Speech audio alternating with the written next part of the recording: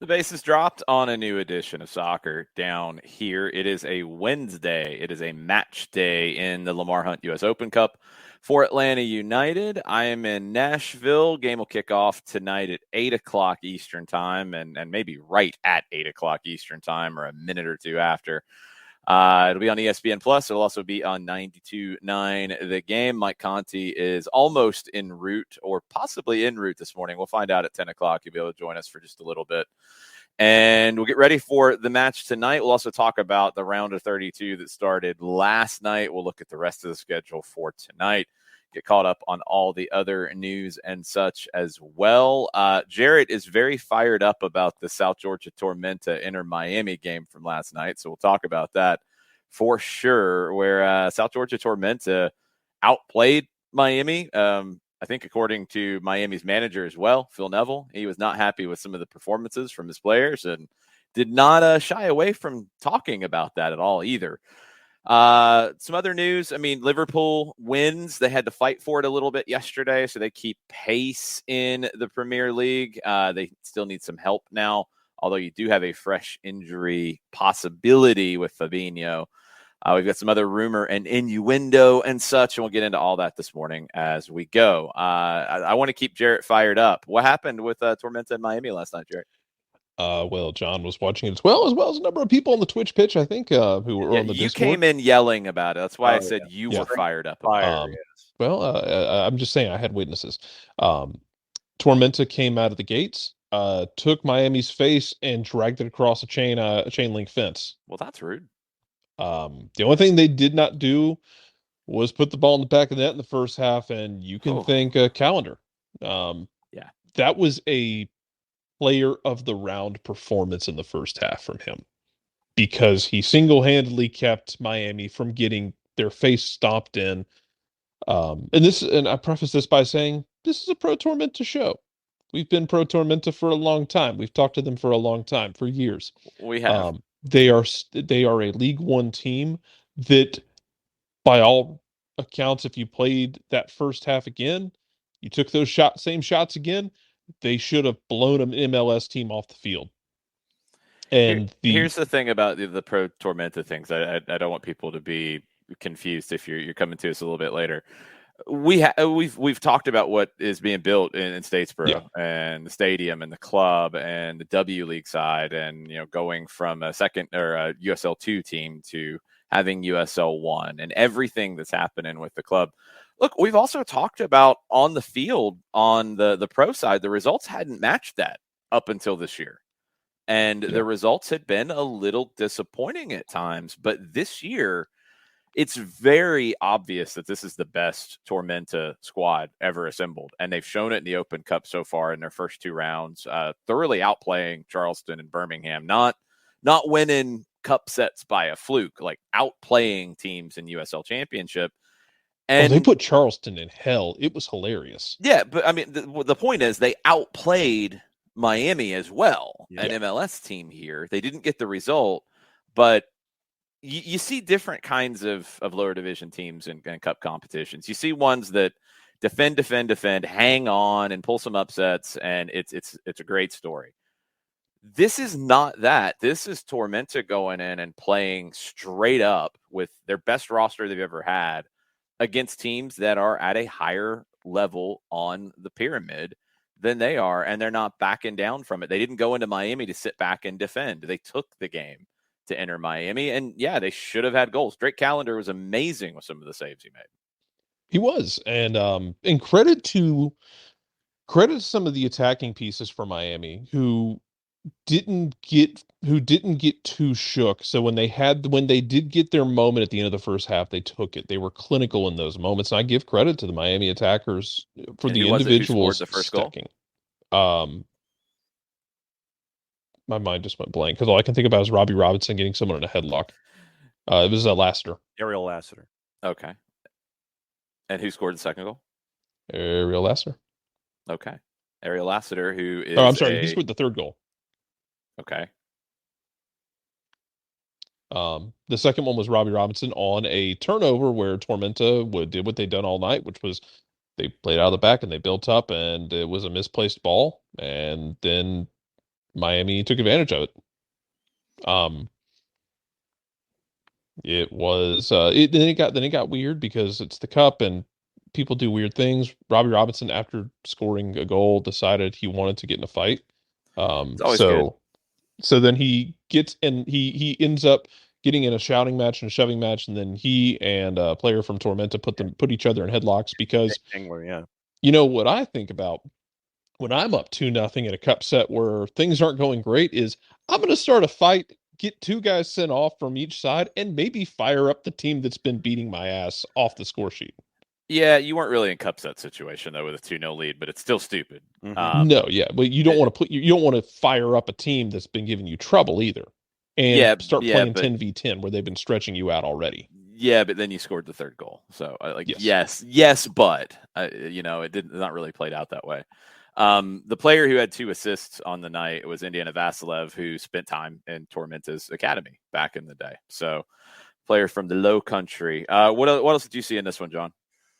Well, I'll kind of move it forward a little bit with Tormenta waiting at the airport this morning. I was going back and forth with Darren Van Tassel, and hopefully I'm not going out of school here, but be careful. You sometimes read things you shouldn't read. No, but it's funny. Darren was admitting that Inter Miami fans in the airport this morning were actually walking up to the Tormenta folks and the team and whoever else was hopping on this flight and giving them a bunch of respect.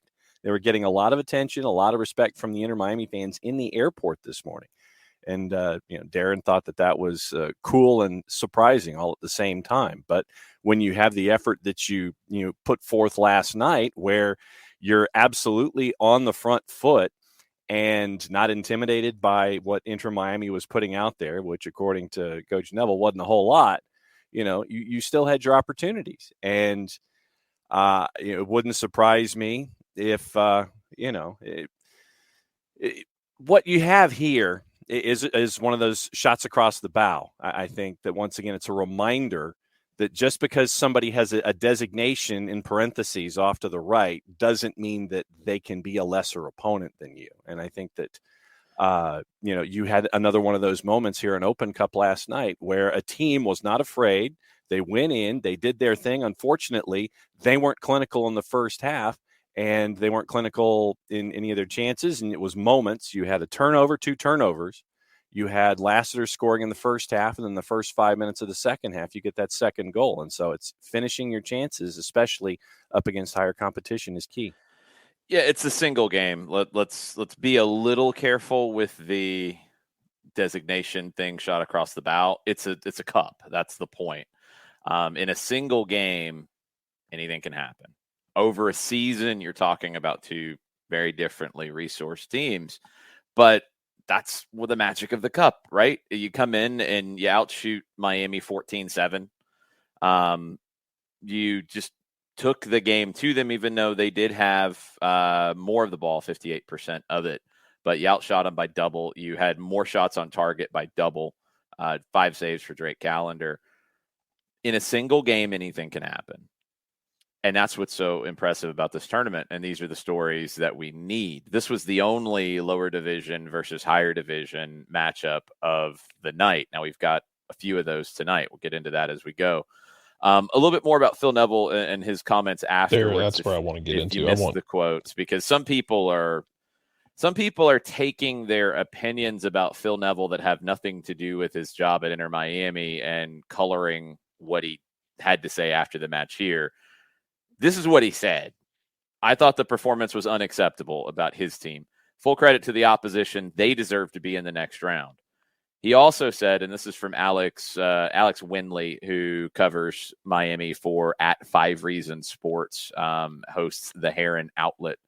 Alex said that Phil Neville also said some of the players on the pitch tonight were asking for game time And Neville said that this performance tonight was the reason why they don't start most of the time. Again, people taking shots because they don't like Phil Neville. This is we've talked about the Phil Neville reaction since he was hired, and there's people that didn't like things he said or did before he took over the England women's national team, things that happened during his time with the England women's national team, when he left the England women's national team, and they carry that over to Miami. I don't think he said anything out of line there. Miami wasn't the better team on the night. Tormenta deserved to go through. They don't. That's soccer. Welcome. This is what happens sometimes. If you're an Atlanta United fan, you've been watching this for a little bit where you're playing well, getting shots, getting opportunities, not scoring goals. And when you don't in a cup, you don't advance. And what he said about players, he didn't say anybody by name. He didn't say, well, this guy came to me yesterday and said I should be starting and blah, blah, blah. And he played really bad. And that's why he's not starting. No, he said very broadly general. The cup was an opportunity to give guys playing time. They felt like they've deserved more. He doesn't feel like they deserve more based off that performance. What's wrong with that? Nothing in this instance. I don't know. What's wrong with saying it in general? Because that's where some people are taking it. Not that he's incorrect in that you shouldn't say those things. I mean, that's the thing. He's not, calling guys out saying they suck. It was literally a matter of, hey, these guys, like people out there tonight were asking for time. They were given it. And with that performance, yeah, there's a reason they weren't getting it before. I mean, and it's accurate. Like looking at the way that game went last night, it was bad. Like it wasn't even just like Tormenta came out like a house on fire and inspired and then cooled off. Even into the second half, Tormenta's creating chances and causing problems and getting in behind the defense, and the defense is, spread out, and you're able to attack gaps between the center backs, and they're not reinventing the wheel offensively, and they're putting Miami in hell occasionally. And I don't blame him at all for being upset about it. I mean, you legitimately got Miami frustrated to the point to where I think DeAndre Yedlin had a yellow card. Yedlin picked up a frustration yellow for sure. Because he was tired of getting one touched. Yeah. And so, you're frustrating them with your game plan. And I think that anybody that sits there, I mean, would you have rather Phil Neville said the exceedingly generic soundbite after a match like that? No. And that's the thing is people will complain about, oh, he was very outspoken. He was mean to his players. You got to leave that in the locker room and whatever other, things you want to throw out there at it. And then complain about a coach being generic after a game.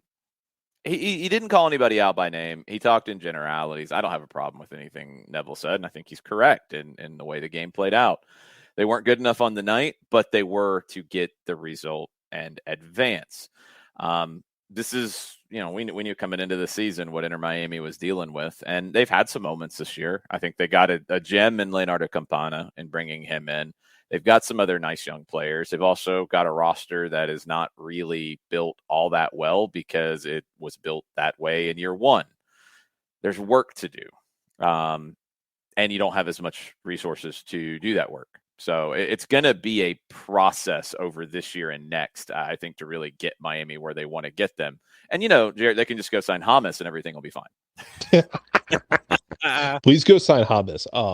Also, one of my favorite things that people were pointing out last night was Higuain's out there trying to win one-on-ones against a team from Statesboro and not doing it at all.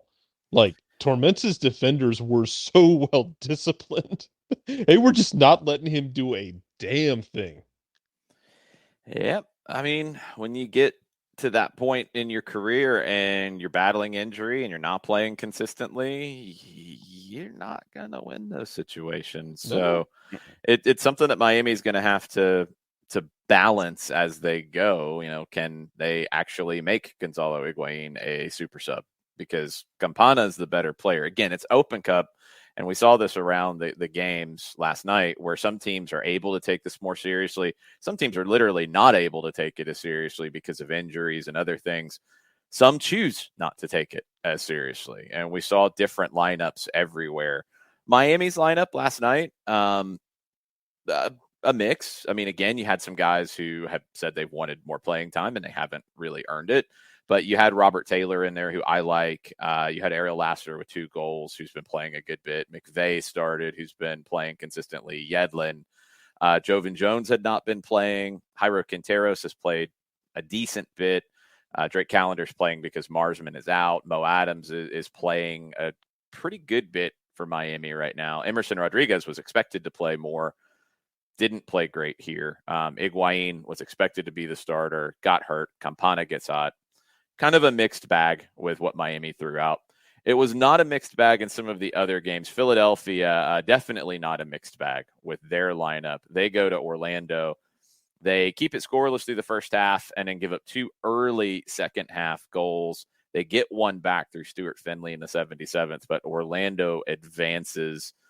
Philly essentially gave this game to their young players, brought in some veterans around the 60-minute mark after they were down 2-0, and they lose 2-1. What'd you take out of that one, Jarrett? Frustration, man. If I can be honest with it, because I want teams to take the cup seriously. And they were coming back from a trip in Los Angeles on the weekend, which is a pretty tricky one to go. It is. LA Saturday night. If you're chartering back overnight, you're going to land in Philly. That was an 11 o'clock Eastern game. You're going to land in Philly. You're probably going to get home about 9 o'clock, 10 o'clock. Then you're playing on Tuesday. I'll give Philly an out on the taking the cup seriously thing because of that schedule. It's still, you were able to hold them scoreless in the first half. Yeah. I feel like we had this conversation before the season. If Alexander Pato could stay healthy, but no one expected Alexander Pato to stay healthy. He stayed healthy. He's been good for Orlando. Not really, so great really in this good game, but he's been good. Yes, in general. Just we haven't talked about Orlando, so I haven't had a chance to say that. So, yeah. But yeah, I think Pereira scored for Orlando. Pereira. I'm sorry. Pereira got it. Yeah. I don't know why I was thinking it was. They have a Pereira and a Pereira. I know they have one of each, but I thought the other one had scored. But I mean, it's Philadelphia's out, so don't have to worry about. Actually, the fouls were not as unbalanced as you might think they would be. I think it was like 17-14. It was still a scrappy. Philly committed 18 fouls. I thought it was 17. Pretty good. I got 18 on SofaScore. Okay. I think Orlando's committed like 14. We got the gladiator match that I was kind of expecting. Orlando, I think, is still very serious about it. Remember, the year Atlanta wins it in 2018 or 2019, excuse me. It's Orlando in the semifinal that Atlanta has to go and beat in Orlando. Yep. So Orlando has already started building some really good moments in their history in the Cup. So I'll be interested to see how their next round plays out. And they went mostly first choice in this one. Yes. Orlando at home. It was a great chance to, per the way you explain it. I mean, why not? Now, DC at home did not do that. They went very second choice, and the New York Red Bulls came into Audi Field and kicked them around pretty big time, 3-0. Took a while for the breakthrough. Luquinhas in stoppage time in the first half. Tolkien in the 48th. Ryan in the 68th. Almost 9,000 people reported at Audi Field. And Chad Ashton said, if you read between the lines, we are prioritizing the league over the Open Cup. It's as simple as that. We put in a pretty physical shift over the weekend, and I didn't really want to turn around and risk guys with where we're at regards to the body. Aaron Long did leave the match injured in the 11th minute. Gerhard Struber described it as tightness in the calf, and he's optimistic that scans today will not reveal anything major. What'd you take away from DC and Red Bulls, John? Pretty much the same thing that I took away from Philly and Orlando going in with Philly. When Jim Curtin announced that he was going to be starting Matt Freese and a handful of others, you're like, okay, I see where this is going. Same with DC with their particular lineup, and had anticipated both wins for Orlando and for Red Bulls in that situation. So it surprised me that it might have taken a little longer for the engine to turn over for Red Bulls before they started scoring the goals against DC. But the margin of victory was about what I figured. Yeah, don't get worked up on how long it takes to score, even with a team that's rotated. Like, it doesn't really matter how long it takes; it just matters if you get the job done. 3-0 ends up being pretty comfortable for Red Bulls. Took them a little while. They're not exactly a team who is known for being an offensive juggernaut. So, taking 45 plus 3 to get your first goal. Well, yeah, it's the Red Bulls. We'll come back to. Oh, no, we'll go in chronological. Jared, yes. Sorry. I will not give. I don't want to give DC the same kind of pass. I'm more inclined to give them an incomplete grade, Jason, because they're the kind of team that I think should have gone full bore into the Open Cup. No, I agree. I'm not giving them a pass. I'm just telling you what Chad Ashton said. Yeah, no, I understand what he said. They were at I home disagree on with the the way weekend. I disagree with how he approached it. I think let's be honest, DC, you're a team that's going to be not really competing for a top spot in the East, and the East is so vicious. I don't know what you're going to be able to do in the playoff chase. So if I think you should absolutely be a team. Else, I think you should absolutely be the kind of team that is saying, "Hey, we've got enough individual talent that if we get a good matchup at home, we need to go and take care of business in the Open Cup where we can win 4 games and lift a trophy." Yeah, I don't disagree with you at all. They were at home on the weekend. I mean, they'd been at home 2 of the last 3 games in league. They went to Columbus, which is not a long trip for them. This weekend they go to Fort Lauderdale. Not horrible for them. Like the idea about the workload and the physical match on the weekend, it feels like a little bit of a stretch. It's one of those Houston things you played. Houston's not. It's not like you played Red Bulls over the weekend or Philly, who physically beats you. That's a good point. It's one of those things where I get that not everybody every year can go full bore into the Open Cup. Understand it. It's something that it sometimes is hard to wrap your head around, but I get it from a workload perspective. Like Philadelphia, the way the schedule works out, I get it. You got to rotate. You hope you get through it, then you can get back to normal and go for it. They didn't. In this case, you're right. DC is not a team that you would expect to finish in a high position in the regular season, get a home playoff game, and make a run. They're just not built to do that. So why not go for this as opposed to going for the game in Fort Lauderdale this weekend, for example? It's a road game. When you start talking about making decisions on where to sacrifice, I would have sacrificed Fort Lauderdale. I wouldn't have sacrificed a home league match. Also, Miami didn't. Oh, Miami did rotate, so Miami's guys should be pretty fresh for that game. Miami rotated, but you had a couple different things in that because not every rotation is created equal. No. You had guys who have expected to start, haven't been starting for whatever reason. They got to start. That's a different kind of rotation. And you also had some injuries, so you had some forced rotation with Miami. So you don't know that part. DC can't plan for that.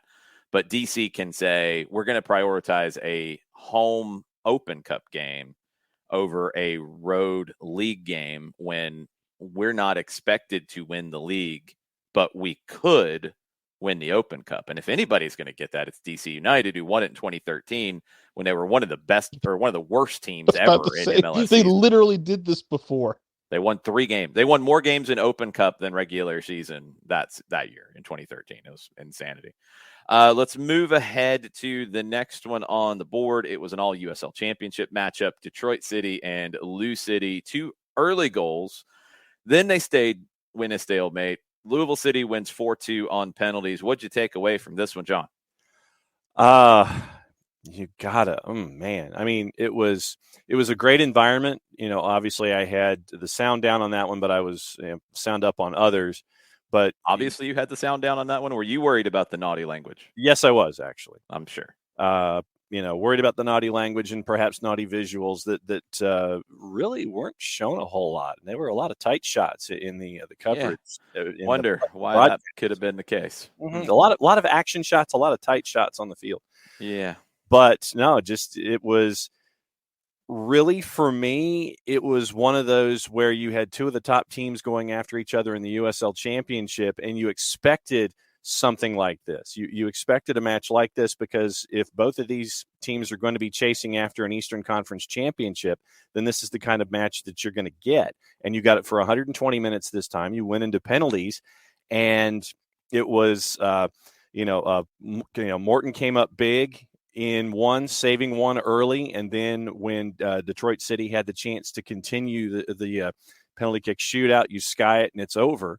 And, just like that, once again, you fight for 120 minutes, you don't cash in penalties, and you're out the door. But I think that the thing that I will take from this is that these two haven't played in the regular season yet in USL Championship. We're going to get this matchup 2 more times in the USL Championship in the Eastern Conference this year. So I think we got a preview of 2 of the top teams in the Eastern Conference who are going to be chasing after a USL Championship, and it was fun for 120 minutes. Yeah, those will be good games to watch with Lou City and Detroit because they might slap each other around when they play in league. Lou City 4-4 on penalties, perfect on the penalties, but not able to win it on the road in regulation or in extra time. But they advance. Detroit City's run is done, and I'm sure there will be things said about every single bit of it if they haven't been said already. It was very tense. Yeah, that's Detroit City. That's the vibe in that building, and that's fine. That's okay. Well, you had players scrapping and jawing after the game. You had a fan either throwing a water or a beer at Yunus Musagaloosa. You're an idiot, and you should be banned for life. He was. Detroit handled it very well. Good. It was just good. That fan shouldn't be back. Yeah, Detroit was very vocal about it on their social media. Full credit to them. But yeah, it was a very tense game, like in that respect. Like it. So to your point, we get these 2 more times. That's gonna be a game to watch. Yes, please. Somebody might die. It'll be fun. Yeah, you get league games. You get teams in the same league, and then you get this, kick up in intensity. Yeah. That's a good thing. Very good thing. Sporting Kansas City and Dallas. Peter Vermes' team is not dead yet. This was a 2-0 lead for Dallas at halftime. 2 goals for Kansas City. 1 in the 98th minute. 8 minutes into second half stoppage time to equalize. And then it is Kansas City who goes on to advance. What'd you take away from this one, Jarrett? Peter Vermes' team might be doing the thing DC should be doing. Yeah. They went for it. Except they're actually good and not having a good year. At least they're not a flaming dumpster fire of garbage like they're the DC not, 2013 team was. But that's true, but they're not getting the production they need consistently during league games. They don't have a functioning 6 right now. They have issues to deal with, and things haven't been going great in the league. So you might as well go for the cup. And now as much as anything, Dallas should be. Hold that thought. Kansas City did not go for it with this lineup. Now they win, and you get momentum now, which is a great bonus. But this was not a go for it lineup with Cave Rod, with Caden Pierre, with Glass, with Cisneros, Pulskamp in goal. Goalkeeper, different thing. A lot of times you see rotation, even if the rest of the team stays. But this wasn't a go for it lineup, which in some ways opens some doors for Peter Vermes, doesn't it? If you're struggling in league, your starting group isn't getting it done. You bring on a group of kids, they get it done. Now, you did bring on the cavalry at one point, but the kids help you advance. Maybe this gives you some momentum in the league, right? Maybe it does. And maybe this is why one of the reasons Phil Neville's so upset, because he saw it as an opportunity of, okay, you guys want minutes? Show me what you can do and maybe help this team out as I can see, who can be a depth piece, who can step in and do something. Oh, y'all just want to lay down and have issues? Cool. I'm going to be mad about that. Dallas should be as pissed off as anybody. Dallas blew a 2-0 lead in that game, and Dallas is a franchise that you want to talk like we talk about Seattle all the time. Seattle takes the cup seriously. Y'all, Dallas, Lamar Hunt and Dallas are tied together. They take the Copen Cup seriously, probably as seriously as anyone. And Dallas blows a 2-0 lead, gets someone sent off, then gives up the tying goal at the death, and played down a man for the extra time. Mm-hmm. Now, they did not take it super seriously either with their lineup. They did have a lot of rotation in their team. They brought some folks off the bench. They brought Ferreira off the bench in the 76th when it was 2-1. They brought Velasco off the bench when it was 2-1. But yeah, Dallas had to or chose to rotate a good bit here. But you're right, even with that, there is an expectation in Dallas that, it has the Hunt family name on the tournament. Yeah. There should be a performance worthy of that. And this wasn't. It wasn't the first half. It wasn't the rest of the way. Dallas goes out. Portland goes out in the nightcap. LAFC. 2 goals on either side at halftime. Arango and Mamadou fall, and they handle their business against Portland 2-0, who Portland didn't really put up all that much of a fight. Actually, no, they had 16 shots. They had 6 on target, but I think a lot of those were after it was 2-0. Yeah, Portland got to go see God about something. Yeah, I mean, that with the injuries that Giovanni Savarese had, he had brought some folks up from T2 to be a part of the roster and be a part of it last night late. And it just seemed that, LAFC, Fall had the 1 goal there, but it just seemed comfortable for LAFC, at least for me when I was watching it. It just seemed like LAFC was in control of the match most of the way, and the one in the first half, one in the second didn't seem to be much of a surprise, and you come out with a win. LAFC with a pretty strong lineup: Maxime Crépeau in goal, Arango with the start, but they have a deep squad, so they were able to rotate a few pieces. Vela came off the bench in the 61st. Acosta came in with him in the 61st. Escobar came in the 75th. Janela came in the 75th. But you saw Arango, you saw Cifuentes, you saw Ilie, you saw Latif Blessing, Hollingshead, Mamadou Fall, Crépeau, Palacios. You saw a lot of regulars for LAFC.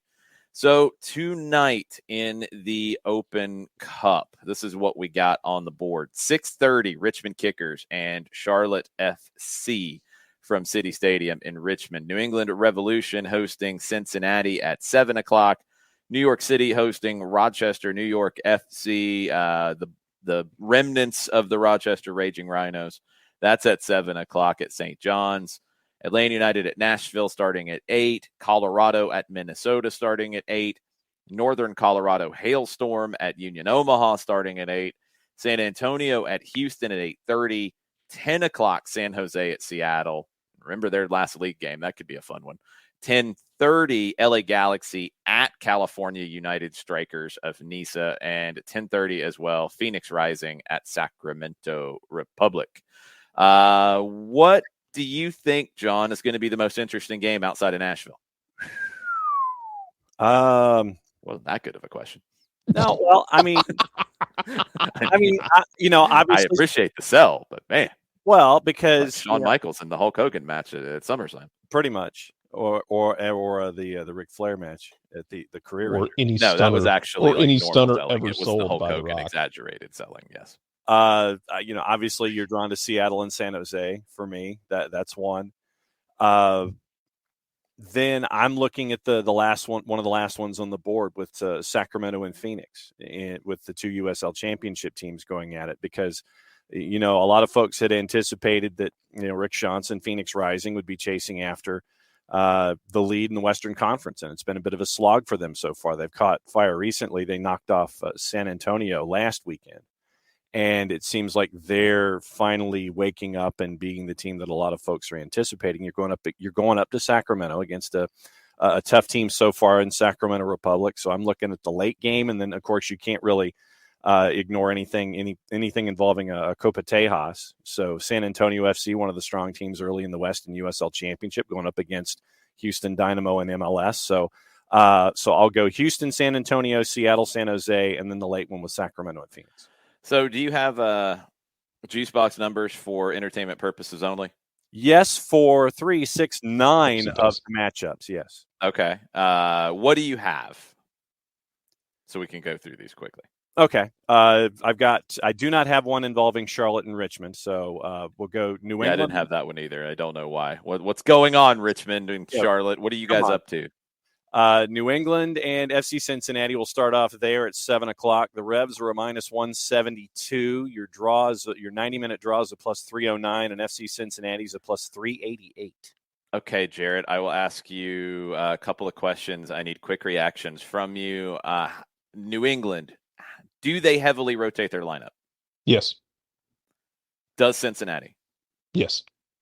Oh, okay. I actually thought no there. No. And then who are you picking? Cincinnati. Okay. I'm picking Cincinnati because I think New England will rotate. Yep. I think Bruce Arena is like won't? been there, done that. I don't care. I think Cincinnati will do kind of what we talked about with DC, where they should go for this, even though it's on the road, even though it could be a little tricky. They're in good form. Go for it. Go for it. What's it going to hurt you? They're going to start Brenner at striker. He's not going to do anything, and they're going to have to call in Brandon Vasquez. Open Cup hero Brandon Vasquez. Here we go. Well, now he's just he is still Open Cup hero Brandon Vasquez in these situations. Now Skyline he's just Chili hero. Functioning MLS striker Brandon Vasquez, who will Skyline revert back Chili to Open Cup hero Brandon Vasquez this evening when Brenner doesn't do anything. We'll see. New York City and Rochester, New York. What are the numbers? Oh, boy. New York City's a minus 11 in the composite. Mm-hmm. Your 90-minute draw is a plus 769, and the remnants of the Raging Rhino remnants are a plus 1713. Jarrett, you're a degenerate. Are you that much of a degenerate? Yes, I am. On what part of it? On on the Rochester part of it. On the win in 90? Give me let's see. Let's do Easter candy. Please try to find a way to justify this. I can't tell you how I would justify it. I would just put a thing of stale peeps on. There you see. Yeah. See, I would put a thing of stale peeps on Rochester to do the damn job. So the mustard I found in the fridge earlier last week, you would put on the Raging Rhino remnants. No, because there's a difference between stale peeps and a certified weapon of mass destruction in your fridge. Yeah, John. Seriously, how old was that mustard? 2018, best used by 2018. It's 2022, bruh. I'm aware of this. Shows you how much they use mustard. Why did you buy mustard when MLS Cup was going on? Yes, it wasn't like an honorary bottle of mustard. It didn't have a logo on it or anything from MLS Cup. I hope it did. What do you? That would be awesome. If it did, I would have emptied the container and just kept the container. No, it was. No, you still wouldn't have emptied the container. You didn't empty the normal container of mustard. True. You're going to use the mustard. Why are you even buying Please take the mustard out of your fridge. Let's move on. Oh, I did. Please, somebody just send John a bunch of packets of mustard so he doesn't have to buy a bottle of mustard that sits there for 4 years in his fridge and probably could speak to him. Jeez. Yeah, exactly. One of the most disgusting things I've ever seen. New York City, I don't know how much they go for this with all those CCL games under their belt. It does feel like a situation where they need to rotate. And I do think that there's teams where you don't have a second team. I think you get into the situation in the Cup, and I'm curious to see how Nashville plays it. Nashville doesn't have CCL under their belt early in the season, where you've got guys on your roster who aren't going to play a lot in league. And they're coming in and they're working hard in training, and they deserve an opportunity. The Cup is where you can give it to them if they don't have a second team to play for. NYC might have to do that tonight, and that opens the door for Rochester, New York FC. I don't think it opens it that far, though, Jared. I think you're a degenerate. I think it might be thank you. close, it's the nicest but thing you said about me today. A degenerate. Give it time. I'll come up with some other things. I have faith in you. Anyway, carry on. Yeah, I'm going with New York City. I'm not getting anywhere near any of those large numbers. That's ridiculous. Minnesota and Colorado. Minnesota is a minus 106. Your 90-minute draw is a plus 247, and the Rapids are a plus 258. Jarrett, which team fields a more first-choice lineup here? Ooh, I'm inclined to say Minnesota because I have this image in my head of Minnesota still being pissed off about 2019. Thanks again, Chase Gasper, for just missing a wide open shot. I'm inclined to say Minnesota, but I give me the draw at those numbers because I don't trust either one of these teams. Yeah, that's where I'm at. I mean, Colorado's lost 3 of their last 5. They won at home over Portland. They drew at home with Charlotte. They lost on the road to San Jose. They lost in St. Paul 3-1 on April 16th. They lost in Dallas. They're not a good road team in general. Minnesota's lost 2 in a row, and they lost at home to Cincinnati.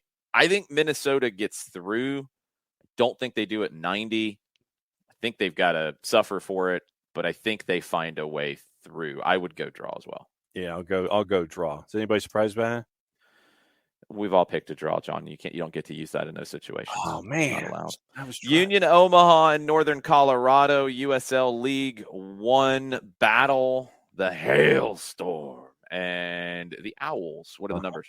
Union Omaha's a -123 for this match. It's going to be played on the campus of UNO. Your 90-minute draw is a +259, and Northern Colorado is a +293. For people who don't follow smaller colleges in the Midwest, John, UNO, what does that stand for? The University of Nebraska Omaha. Thank you. Somebody might have thought they were playing it in New Orleans, for all I know. Making sure. That's what I was about to say. That's the UNO that I know of. These teams have, because Northern Colorado is a new team, they have never played yet against one another. Northern Colorado comes in after a 4-1 drubbing in Eastridge against Chattanooga Red Wolves on the weekend. Union Omaha comes in after a loss on the road at Charlotte Independence, 2-1, not a drubbing, but a loss. So both teams coming in off a loss. They had a win before that. Northern Colorado beat Real Salt Lake in the Open Cup to get here. Omaha went to penalties to beat Chicago and get people in their feelings after that one when Chicago got bounced. Who advances, Jarrett? Hailstorm. Hailstorm on the road. I'm riding this Hailstorm all the way, baby. I'm convinced as well. You put these teams together because y'all just trying to get rid of the fun teams.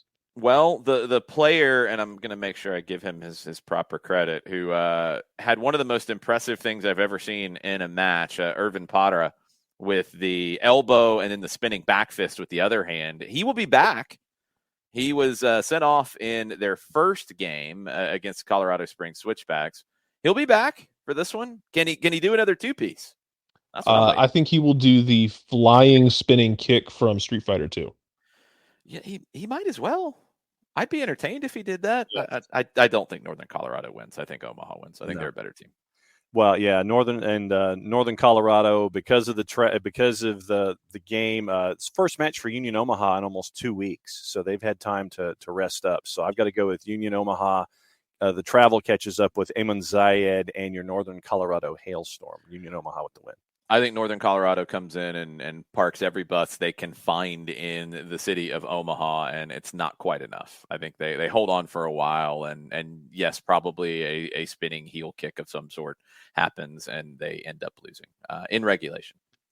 Houston hosting San Antonio. What are the numbers? Houston is a -185. Your 90-minute draw is basically a +300, and San Antonio FC is a +445.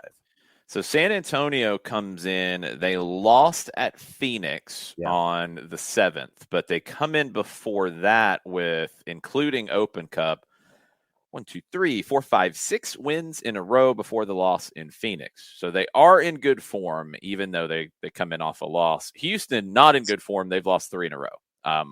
All fairly close. They lost in Dallas 2-1. They lost at home to Austin 2-1. They went to D.C. and lost 2-0. Do the Dynamo get cup set, Jarrett? Yes. You're just picking chaos. I want cup sets. That's all I want in my life. Cup sets, please. You're just picking chaos. This is one that I think is the most likely of the night. Richmond Charlotte could be, depending on how much Charlotte puts into it. I like that stadium. I love the history of the Kickers. There's a big gap in quality, in my opinion, and yes, that is including the Charlotte roster that is getting better, but still is somewhat deficient. Mm-hmm. I think with Charlotte, I could see them rotate more because of the guys on that bench that don't get playing time and they don't have the second team. Houston has a second team. Houston should absolutely, and they've done it in the past, they should be that team that, look, the Open Cup is our way to create some honor here and win a trophy. The league, probably not so much. And I think Paulo Nagamura gets that. So I think Houston goes full bore.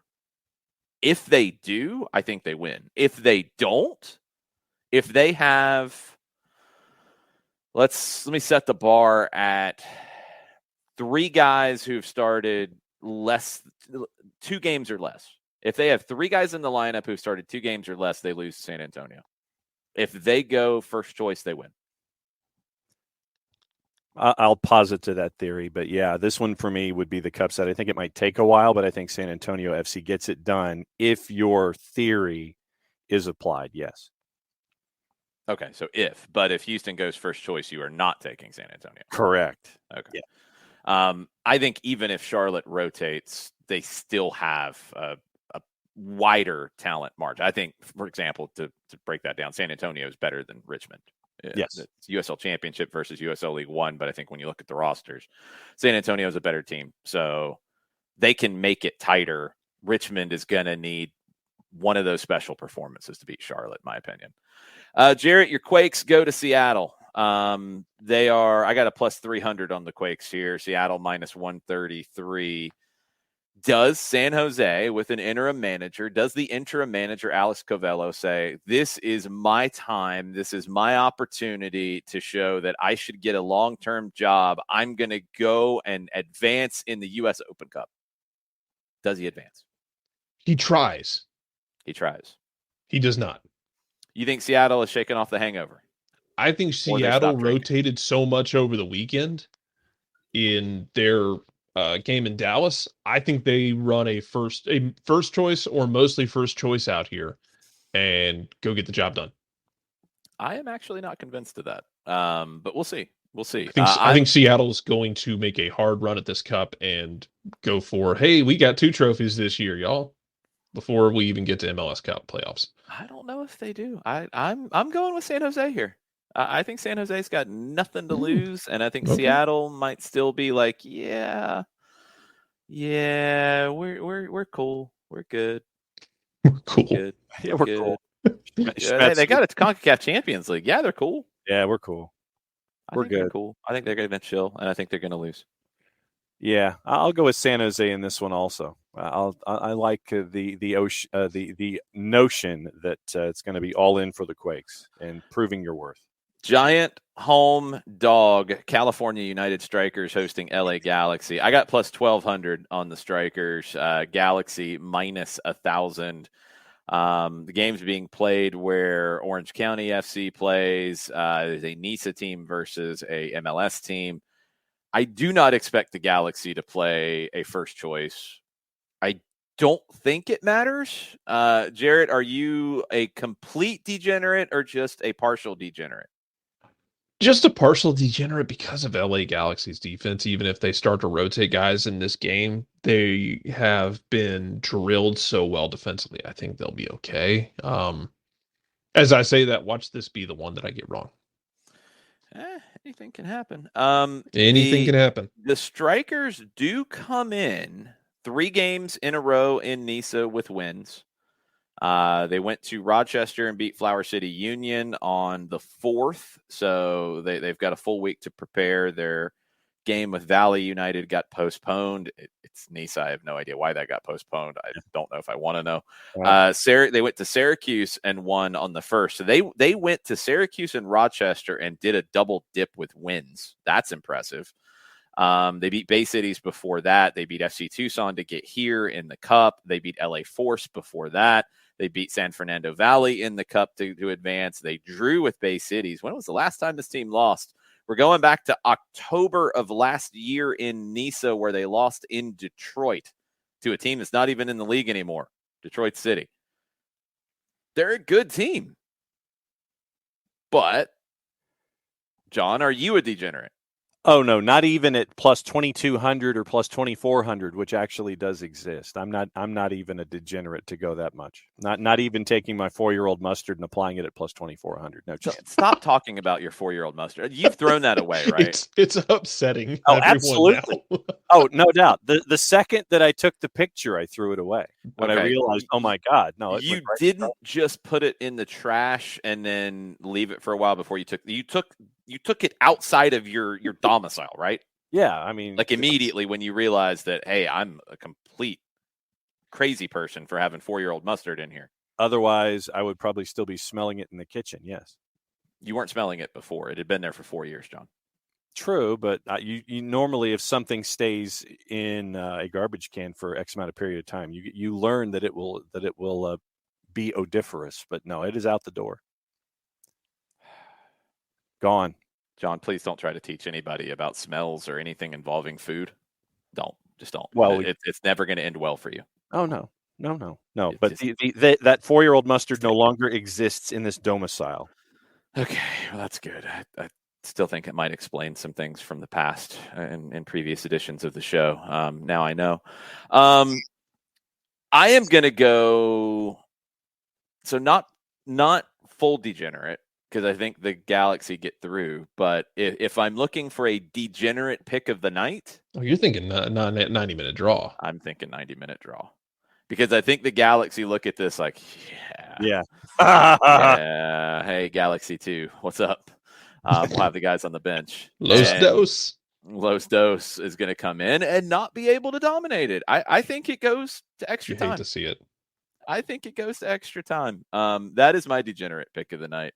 Not that the strikers get through, but that they can take it to extra time. And in the last game of the night, Sacramento hosting Phoenix. What are your numbers, John? Numbers on that one as I disappear from the plus 2,400. Sacramento's a plus 175 at home. Your 90-minute draw is a plus 217. Phoenix is a plus 146. So slight road favorite for the Rising. I don't like that. I'm going Sacramento. Okay. I'll take the home team in this situation. I'll go Phoenix, but it'll take a while. Does that mean extra time, or does that mean it's 90 minutes? 90 minutes. Okay. Jarrett, your last pick before it's the last game. Yeah, your last comment before we boot anyway, man. Give me Phoenix Rising in the spirit of Didier Drogba. I don't know if that's a good spirit these days. I think it's a good spirit. I think it's still a good spirit. We'll find out. Is he still involved?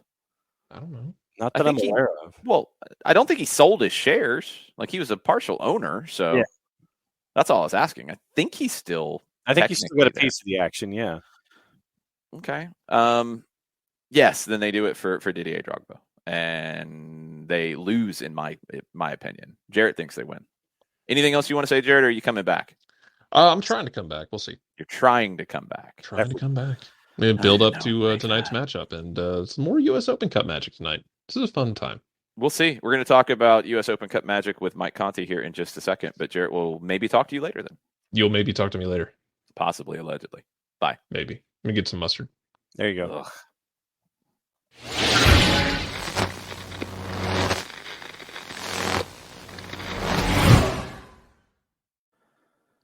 Mike Conti joining the show. Are you in transit yet? Mike is allegedly joining. Sorry. There he is. Yeah, no, not yet. I can do a couple minutes with you guys, and then going up to Kennesaw to meet Miller, and then we'll be on our way. That's cool. A couple minutes is good enough. We've talked about the Open Cup from last night. Looked ahead to the games tonight. Let me ask you something, by the way. If Atlanta United wins tonight, is it a cup set? Or is it only a cup set if a lower division team beats a higher division team? It's a cup set if a lower division team beats a higher division team. It can be an upset based off of just numbers in this one and odds. What are the odds on this one, John? I haven't even looked. Let's see really quickly. Nashville's a plus 104. That has changed while we've been on the air. Your 90-minute draw is a plus 210. Atlanta United's a plus 266. Well, which way has it changed for Nashville? Nashville has gone higher on the plus side. Oh. Higher as in more of less of a favorite. Less of a favorite. Okay. Yeah.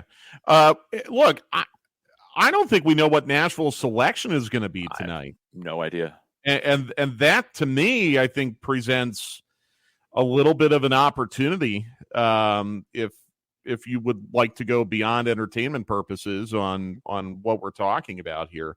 Look, I mean, Atlanta United, if both teams are playing their best groups available, Atlanta United's going to be an underdog going on the road up there. But Nashville's in such a weird spot right now. They've never been an Open Cup since joining MLS. I mean, it's only their third year in MLS, but This is the first time they've played Open Cup in the midst of an MLS season. They don't really have a second-team infrastructure. Do they play guys like Top Ryan and Unga tonight, who have not played much in the MLS season so far? Or do they go all out, and try to maybe send a message for next Saturday? I don't know. I'm really, really curious about that. I think Atlanta United is going to play a lineup very, very similar in intent to what they did against Chattanooga, which was a pretty solid mix of first choice and reserves, but a good enough mix to be a winnable side. I don't know what Nashville is going to do at all, and I think that creates a lot of mystery and a lot of intrigue going into this game tonight. Well, I mean, I think what we've seen, and full disclosure, I didn't travel with the team yesterday. I didn't take the bus. I drove and took my time. None of us are taking the bus. Yeah, didn't take the bus. But the team has put out videos from departure and arrival, and you look at who's involved in the videos, and it's first choice for Atlanta. I mean, that's not everybody. They didn't show all 18 to 20 players that made the trip, but it's pretty first choice. I think there's probably a greater probability that Atlanta is closer to first choice than Nashville tonight. Yeah. I don't think that's a wild thought coming into it. No, I agree. In fact, I think that's likely. Yeah. But again, I don't think that compromises anything for this coming Sunday. No. If you go into tonight's match with that philosophy. And it's something that you correctly pointed out last Saturday in the Chicago match, Jason, is you did see the plug being pulled with the 3-1 lead around the hour mark, around the 70th minute on a couple players. I am certain that was with an eye towards tonight. So you will have no problem if you want to start Marcelino Moreno tonight. Yeah, you'll have Moreno no problem. and Koopman, yeah. I don't think you'll have any problem starting Luis Araujo tonight. I really believe that. Yep. Almada, I think you're good. I think you're good with him. I think you're good with Goodman. As you said, you took him out of the match. Lennon, maybe you weren't going to play him anyway. Maybe this is going to be another Ronald Hernandez game, and that's okay. You also have Flyer or Cisneros up top. Oh boy, that is so tough. That is so tough because Cisneros has momentum. The question we don't know is where Dwyer is physically. And if he's not 100% could play 90 minutes, not starting him. I'll start Cisneros. Yeah, and there, I mean, we're kind of guessing. I mean, what we know is that he was in the match day 20 on Saturday, which that would seem to be a good side, but I think we're kind of guessing on that. Yeah, for me, it's just if he can't go 90, I'm not gonna start Dwyer. I'd start the forward that can go 90, and you've got the other guys available if you need to make a change at 60 or 75 or whatever. Yeah, I would agree with that, but that's a really tough question. You got to think about this in a cup perspective, Mike, and this is where it gets tricky, and it's another wrinkle into it in your match day planning and who you start and who you hold in reserve. It could go 120, and you've got to be prepared to have, 5 guys, well, 4 guys, not including your goalkeeper because they should be able to go 120. You got to be prepared to have 4 guys go 120. Because you can't sub everybody. You got the 5 subs and you've got the 1 extra sub and extra time that the Open Cup allows. So you got to think about your starting lineup with at least an eye towards that. There's going to be maybe a couple that they're not going to be able to go 120 for me. But you can't start a bunch of guys who can't go the distance. You've got to be ready to deal with possibly 30 more minutes tonight. Yeah, it's a great point. And there again, that's why I wouldn't overreact if, the lineup comes out tonight and maybe Almada's on the bench. Right. Or if Araujo's on the bench. Don't overreact to that because what you're saying is absolutely true. And, even if you look at Atlanta United's Cup history, they've been dragged into extra time a couple times over the years. in Cup play. So yeah, 100%. That is a consideration. That's where, again, you have a technical staff that's been through this a couple times as coaches and as players.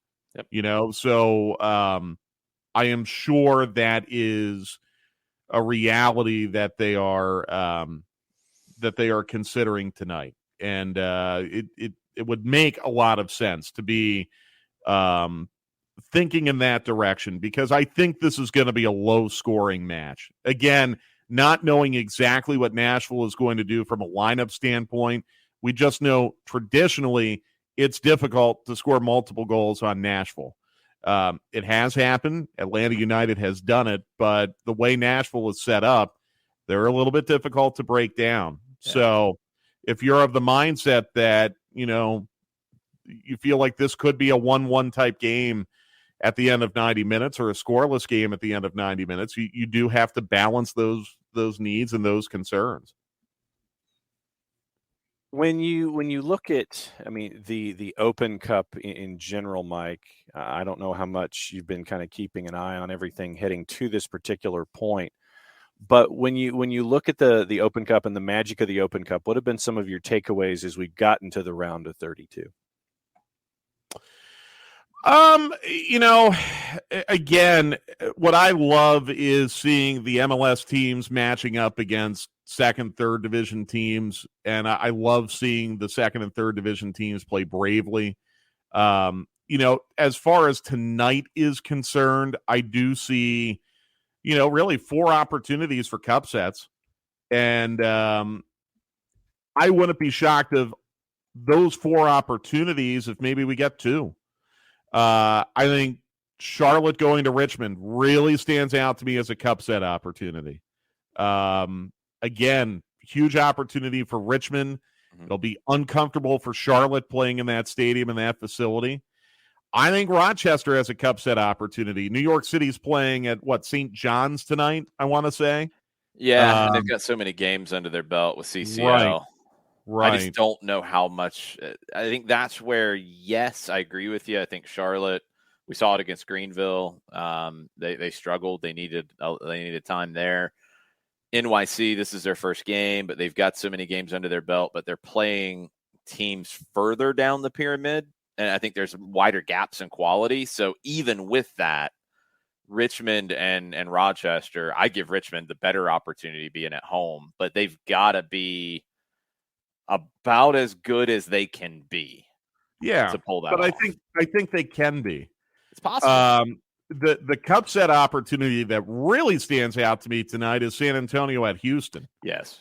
So John, when you ask me like what has stood out to me so far, about the cup, it's that we've had a couple days, like Northern Colorado Hailstorm, who just got thrashed by Chattanooga Red Wolves, right? Yeah. Yep. Like just got beaten down by them the other day. Pretty good. They went to RSL and won. That's the magic of the cup.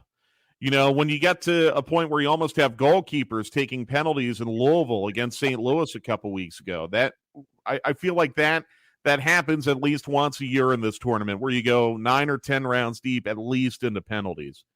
You've had some really, really special regional encounters. Tampa Bay, Orlando had a feel to it. Charlotte, Greenville had a feel to it. And this is just in the last round. Last night, I'll admit, I didn't really watch much of Orlando, Philly. They kicked each other a lot. That's what they did. Yeah.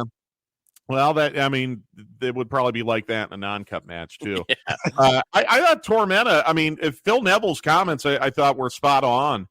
Tormenta deserved to win last night at Miami. Yeah, they deserved to win last night. Again, you can have glory in defeat in this tournament. South Georgia Tormenta, I think, was an example of that.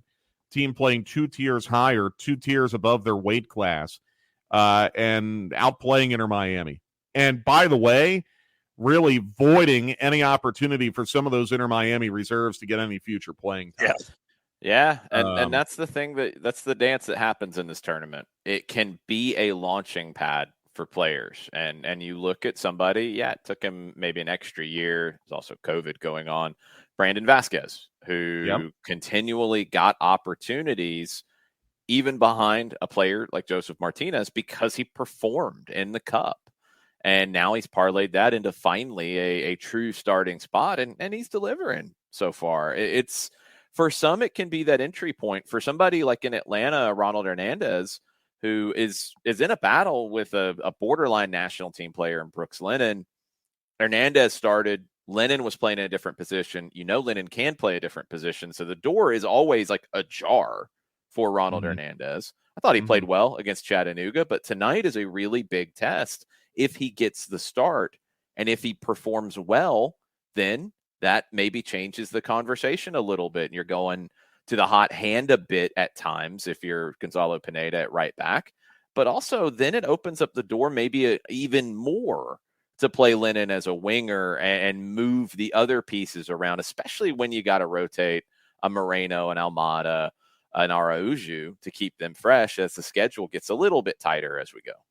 Right. Yeah, exactly. And that's why these matches are really, really critical and important beyond just competing for a trophy.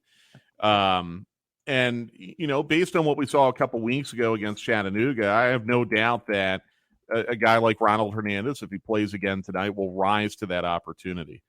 So really intriguing, very, very exciting. It's going to be a lot of fun.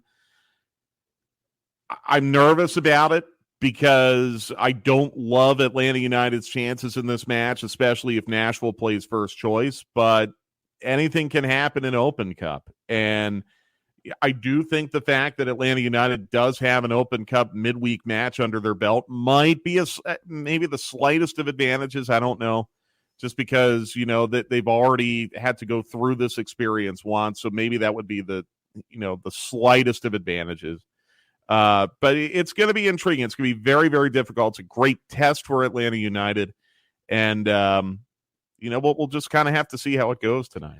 I think one of the biggest questions, and I'll leave you with this, Mike, is the crowd tonight, because it's an awkward situation for Nashville. And we saw like kind of a wide range of crowds last night around the games. There were some. Orlando was terrible. Orlando was announced at 7,600. It wasn't. Audi Field was announced at 8,900. Miami was 3,100. Detroit City obviously packed for theirs in a smaller venue. Kansas City announced at 14,900. That's a good number for a midweek. LAFC 11. It's okay. Nashville's in a tough spot because this is game 3 in the building. You're playing this team again next week. Mm-hmm. They've been focused, and they should be, on season tickets, on the regular season to open the venue. Then this game kind of drops into their lap. I don't know where the conversation is. I don't know what the number's going to look like. Is it new stadium buzz? And everybody's like, oh, cool, it's an extra game to go see. Let's go. Or is it one that they really haven't pushed hard? I don't know. Yeah. I don't know what it's going to look like tonight. Here's what my guess is. And this is an important note if you're traveling to the match tonight. Nashville, the parking situation around the stadium is grim. Yeah. And what they have been doing for their first couple MLS matches is shuttling people between parking lots at Nissan Stadium and one other location, shuttling them to the stadium at the fairgrounds. They are not doing that tonight. Well, that makes me think that they have indications that it will not be necessary. They have 5,000 parking spots near the stadium. My guess is, Jason, we're looking at maybe 10 to 15,000 tonight, which is, by the way, still an outstanding crowd for Cup midweek. Yeah, that's not bad, and people. That's not bad at all. I mean, but I want to be really clear about that. That's a good crowd for a Wednesday night where you have limited time to sell tickets. And in that building, one of the things that has been said consistently in the first 2 games is the way the roof structure is, the way it's very steep. It is loud. Yeah. And even if it's 10 to 15, it'll be louder than you would think. Yeah. Exactly. That's my guess. But if you're going to the match tonight, what I have heard is that the parking situation is not great and the Uber Lyft situation is terrible. Oh, that's not good. The stadium is literally in the middle of a residential neighborhood that backs into the fairgrounds. Yep. So plan ahead. If you're driving from Atlanta for this match tonight, plan ahead. Think about carpooling.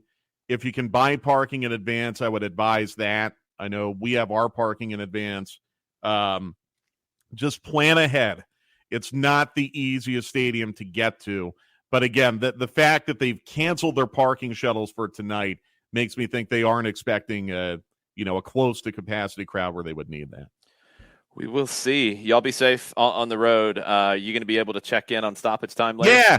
Yeah, absolutely. We'll probably be close to Murfreesboro by the time I join you. So just shoot me a text when you're ready to have me on. Yeah, anytime in the last half hour is what we'll shoot for, and cool. You guys can play it by ear. Be safe, and see you soon. Okay, see you guys. See you in a bit. Mike Conti on the road with our engineer Miller Pope, about to be on the road. Mike's about to meet up with Miller and start heading this way. I came up yesterday. I went to an event last night at the Ryman Auditorium, the Georgia Music Foundation. Big fundraiser. This was the first time in a couple of years they've been able to have it in person. They did virtual fundraisers the last 2 years. The event's called Georgia on My Mind, and it started in 2014. And the Georgia Music Foundation, it's all about music education in schools. I'll actually grab the little flyer over here. It's a great organization. Really cool first for me. Like, just I'd never been to the Ryman, and the Ryman, if you don't know, is where the Grand Ole Opry started. It was a tabernacle when it was built. They've had live music there for 130 years now. It's one of the most amazing places I've ever been in to see a concert, just because of the way it was set up. And sometimes you get lucky with buildings that have just natural sound and natural acoustics. The Ryman is just one of the best places I've been in to hear music. Just the way it sounds, it's just amazing. Gigantic stage, and back in the day, like, you didn't really have much of a backstage area. Like, there's literally, like, next to the Ryman, there's like little alleys going into other bars, and people would go into the bar and they'd have to drag them out of the bar to come over and play on the Opry. That was the way that it would go. And it's a historic building, fell into disrepair at one point and it was brought back. And now it's a place where, a lot of big time performers, not just country music, will play there. If you ever have like one of your favorite bands and they're playing the Ryman and you can get to Nashville for it, I would highly recommend going. I wish I had come to see REM here. They were here. I think they were here in like 2004. I think it was on one of the tours, not their last tour. I think it was one of the tours preceding that. So definitely check that out. But it was really cool to go to that. It was just kind of funny that it worked out. Like, I'm coming up early next week, so I'll be doing more shows from Nashville next week.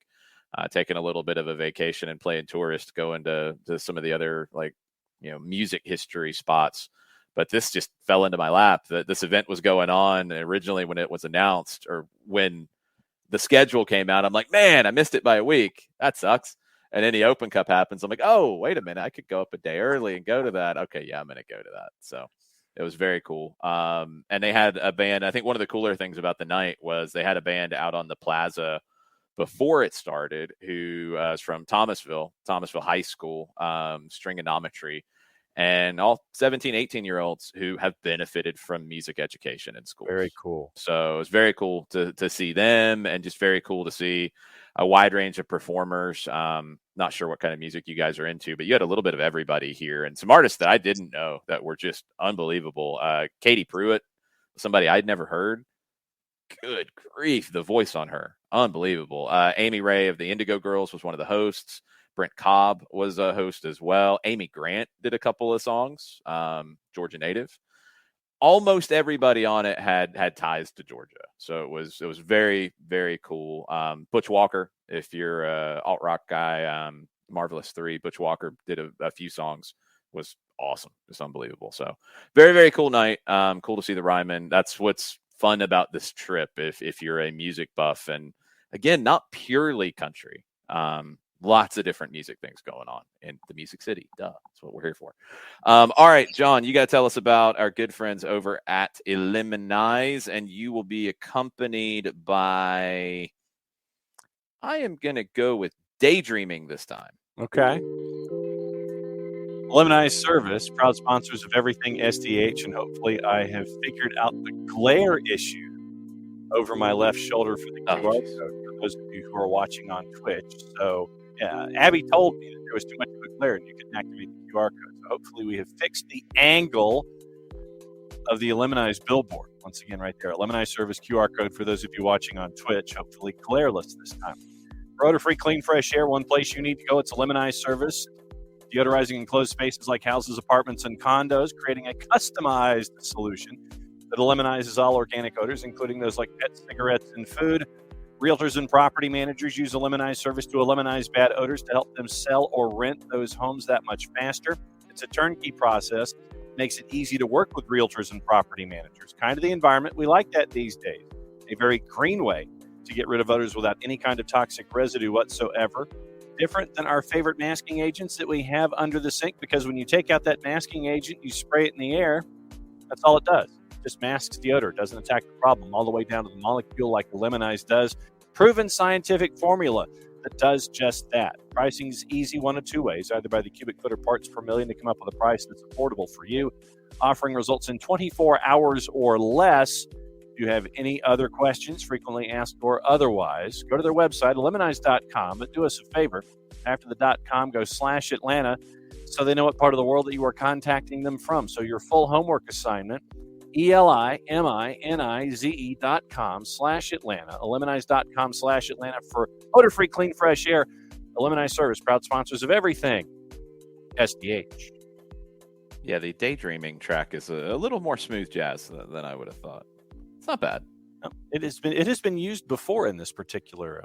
Yes, I mean there's only a handful of background loop music options on the StreamYard, and I have tried to rotate through a few of them. So that's there. We'll get some questions here in just a second, but a couple bits of news, and if you guys have questions about the show last night or anything else going on, that's cool too. Whatever's on your mind.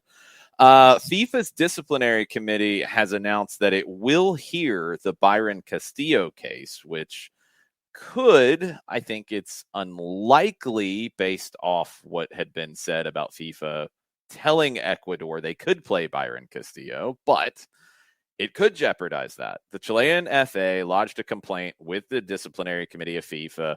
They made a series of allegations concerning the possible falsification of documents granting Ecuadorian nationality to Byron Castillo. Now, that was when this came back up, that was the caveat that I said was FIFA had reportedly given them the blessing to play the guy. But if they could find wrongdoing, then we're having a different conversation. Possible illegibility, that's a tricky word to say, of him playing in 8 qualifying matches with Ecuador.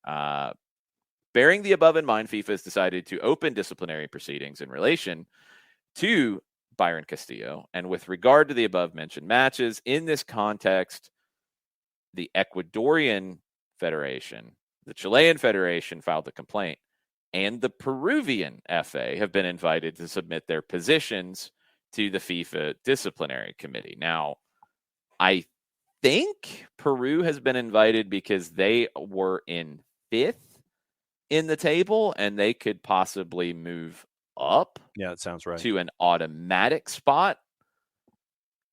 But I don't know exactly how this gets ruled on. So that's where that stands. They're going to have to, in my opinion, prove that whatever was given to CONMEBOL and or FIFA when they checked on Castillo playing, they're going to have to show that things were falsified to get to that point, I think. Because if Ecuador played the guy without getting that approval, then that's on them. And that doesn't match up with any of the reporting at the time. If they got the approval, it's kind of hard for FIFA to come back now and say, oh, no, he's ineligible. Unless the materials that granted the approval were falsified. Right. Yeah. That's what could change it. So I still don't think there is a ton to this. I think it would be one of the biggest announcements in terms of a situation like this ever in World Cup history if FIFA went down a different road with this. But their disciplinary committee is going to look at it. So I don't think they're going to take forever about it. They can't. They need to get things done quickly. So keep an eye on that one. I mentioned Aaron Long earlier, left in the 11th minute, and this came out in the Athletic kind of notebook article yesterday, which is a very good read. Aaron Long's out of contract at the end of the year with Red Bulls. He is eligible for MLS free agency at the end of the year. Now, sources of the Athletic indicated there's interest. I think that's a duh. But the interest that is very interesting is that there are teams that would make Long a designated player. That would require MLS approval because of the way free agency is set up. Current CBA, he leaves the Red Bulls. He signs with another team. He can get a 15% raise based off his 22 salary, which is around $1.1 million. 15% raise isn't going to take him to necessarily DP status. He could still be TAM'd. But if it's more than that, MLS would have to approve the deal that is given to him. So keep an eye on Aaron Long at the end of the season. Red Bulls have shown in the past that they will just let guys play out contracts and let them move on. They decided not to sell Long in the past. There's not going to be a market to sell him now. So do they try to re-sign him? Coming off of an Achilles last year. He is 29, if I'm not mistaken. What kind of a deal is out there for him? And frankly, the way the Red Bulls are set up, if you've got teams that are willing to throw DP money at Long, I don't think the Red Bulls come anywhere close to matching that. And if he's potentially got that interest or his agent knows that he's got that interest, he's not signing a new deal and he's going to move on. So Aaron Long moving teams in the MLS offseason could be fascinating. US U17s yesterday, they beat Portugal. Cruz Medina with a Panenka from the spot, 2-1 win over Portugal in a UEFA development tournament for U17 national teams. Medina is a San Jose Earthquakes Academy player. They had 3 in the starting lineup. Micah Burton, who is with Austin, scored the other goal for U.S. U.S. has also beaten Belgium at this event. They lost to Italy in this event, so Nick Alifi's very happy. Also on the youth national team front, David Mejia of Atlanta United 2 started for Peru yesterday, assisted on Peru's goal in a loss to Argentina's U20s, was tackled from behind, and I think it's an ankle injury that took him out of the match. Hopefully nothing serious. Don't think it was, according to just the reports I saw in Peruvian media, but reports about Mejia's performance, not just because he had an assist, were very positive about him in this game with the Peruvian U20s. I'm just seeing with Mejia, like the numbers per 90 in terms of goals and assists, not quite as high, but the overall workload and performance and completeness of it, defensively, on the ball, off the ball, runs off the ball, he's maturing so fast. And that's down to his work with the academy. Obviously, it's down to his work with Jack Collison. But these experiences with Peru's U20s are a big, big part of it as well. Some rumor and innuendo for you. Barcelona, they are after Cesar Azpilicueta. We've talked about that before. They're willing to offer him £11 million a year in wages, but they can't offer much of a transfer fee because of financial fair play rules. Are they going to be able to get the deal done? Questionable. Manchester United, Newcastle, they are chasing Victor Osimhen. We've talked about him at Napoli and Nigeria. Napoli won at least €100 million. They've been very consistent in saying that. I don't know if they get it. I think Osimhen is maybe in the second group of forwards that could move around. We know where Haaland is going. We know Mbappe's really down to 2 teams, but you never know if somebody else gets crazy and throws a giant check in front of him. He'll be available on a free in the summer. We know Lewandowski could be on the move, although that one is questionable. But if Lewandowski became available, maybe people go for him instead of Osimhen. It would be cheaper, but he's older. Osimhen's much younger, 23 years old. Weird one. I don't know. 100 million feels like a lot, but not like, does it end up at 80? Yeah, I could see that. I could see 80 million euro. Watford in advanced talks with Forest Green Rovers manager Rob Edwards over becoming Roy Hodgson's replacement from next season. What do you know about the Forest Green Rovers, John? Is that a good hire? Forest Green Rovers are one of the clubs that were in the automatic promotion spots from League Two. So they'll be playing in League One next year. But frankly, anybody that takes a gig at Watford these days is taking their own managerial life into their proverbial hands. He's going from Forest Green Rovers to Watford, John. Oh, I know. But just in general, anybody that takes a gig at Watford, I hope they understand that the way that the ownership group is a very short-term lifespan. So just make sure that you got a backup plan or that they're going to pay you well and it's guaranteed. That's the only thing I can say about it. Yeah, but if you are coming from Forest Green Rovers, I know. I'm not really shocked by that. Athletic Club Bilbao could possibly make a move for Mauricio Pochettino if he leaves PSG. That's being reported in the Spanish media. I did not see that one coming. Gabriel Jesus' agent has confirmed that there have been talks with Arsenal. He said other clubs are interested in the player. He's just focused on finishing out the year with Manchester City right now, but he will be on the move for sure. That Athletic Notebook article also included a piece on Giorgio Chiellini, one of Nick Alifi's favorite players. LAFC has recently offered a contract to Chiellini. It would be a TAM deal, so less than 1.65 million per year. Sources have not specified whether Chiellini is entertaining the offer. Sources also said that Vancouver are interested in Chiellini. Okay. Don't think they could afford it, even if there was any kind of. Why could they not afford 1.65? What? Why? They could afford that. LAFC's not offering a DP deal for Chiellini. Why could Vancouver not afford a non-DP deal? I'm just looking at what Vancouver's been investing so far, and they're trying to Ryan Gauld. What did they get with what was the investment with Gauld?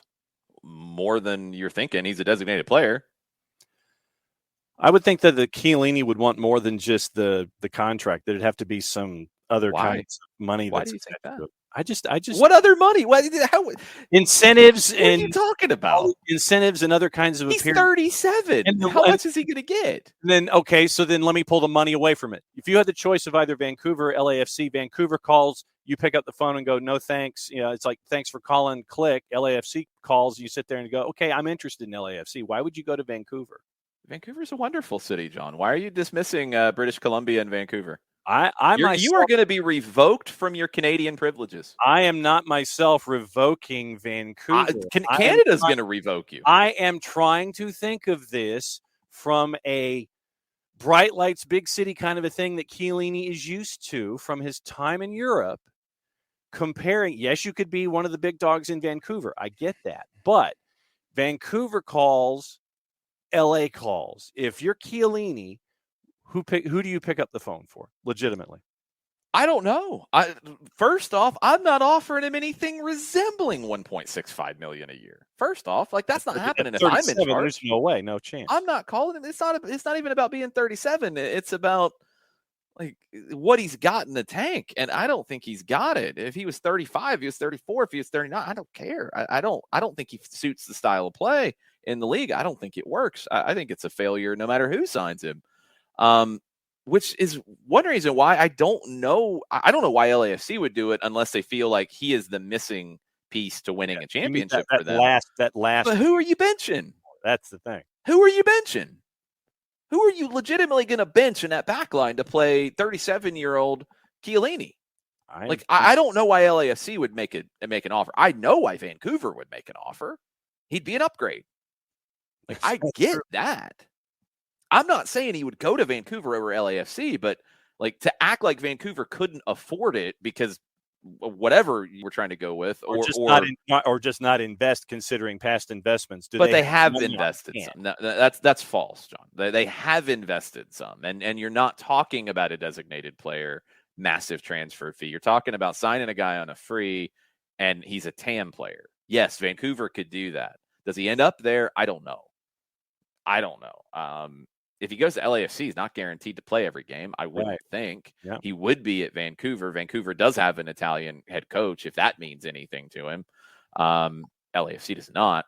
I think either one would be crazy to sign him to begin with. I think anybody in MLS would be crazy to sign him. I think it would be a bad signing unless you have a center back hole and you need to bring him in like now to fix it and come in the summer because you have a hole. Like, you don't just sign him to sign him. You sign him because you are missing a player in that position, and on a short-term deal, he could help you win a championship. That's a very small number of teams, and I don't think it's LAFC. No. And I don't think it's Vancouver. Definitely not Vancouver, no. Man, you are killing the Whitecaps today. Jeez. Santini's coming after you, and Canada's not going to let you back in the country. That's all I know. That's what I've learned today. Karim Adeyemi officially headed to Borussia Dortmund. That has been announced now from Red Bull Salzburg. I think Salzburg tried to find other places to send him. The money wasn't going to work out. A lot, about half, it seems like, maybe more than half, of the Haaland release clause is going to Salzburg to bring in Adeyemi, 20 years old. Future star. How much of a star is he right now? That's a valid question. Inter is playing Chiellini and Juventus today. Coppa Italia final in Rome, 3:00 Paramount Plus if you want to watch it.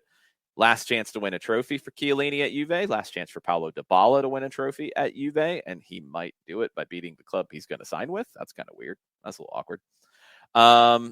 Antonio Rudiger headed to Real Madrid, 4-year deal. Medical done. The official announcement is coming after the Champions League final, but it has been announced, or it has been reported, is maybe the better way to put it, that he has signed with Real Madrid. I'll believe it when they hold up the jersey and all that, but probably it makes sense. Mentioned Villa and Liverpool yesterday. Sadio Mane, second half goal. That keeps Liverpool alive in the title race.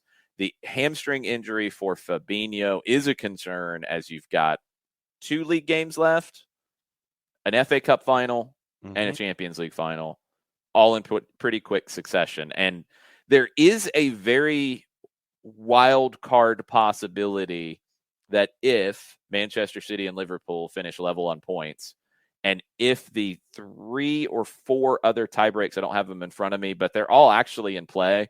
One would be head-to-head. That is going to be even. That's a deadlock. Goal differential and goals scored are actually really close. Yep.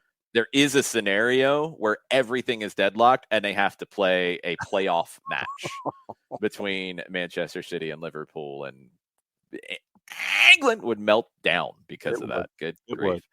And last one on the board from me before we get to questions to finish up. The government, the UK government, has told Roman Abramovich that the charitable foundation that would distribute the proceeds of the sale of Chelsea Football Club cannot be named after him or be controlled by him or anyone linked to him. And sources close to him are like, yeah, that's cool.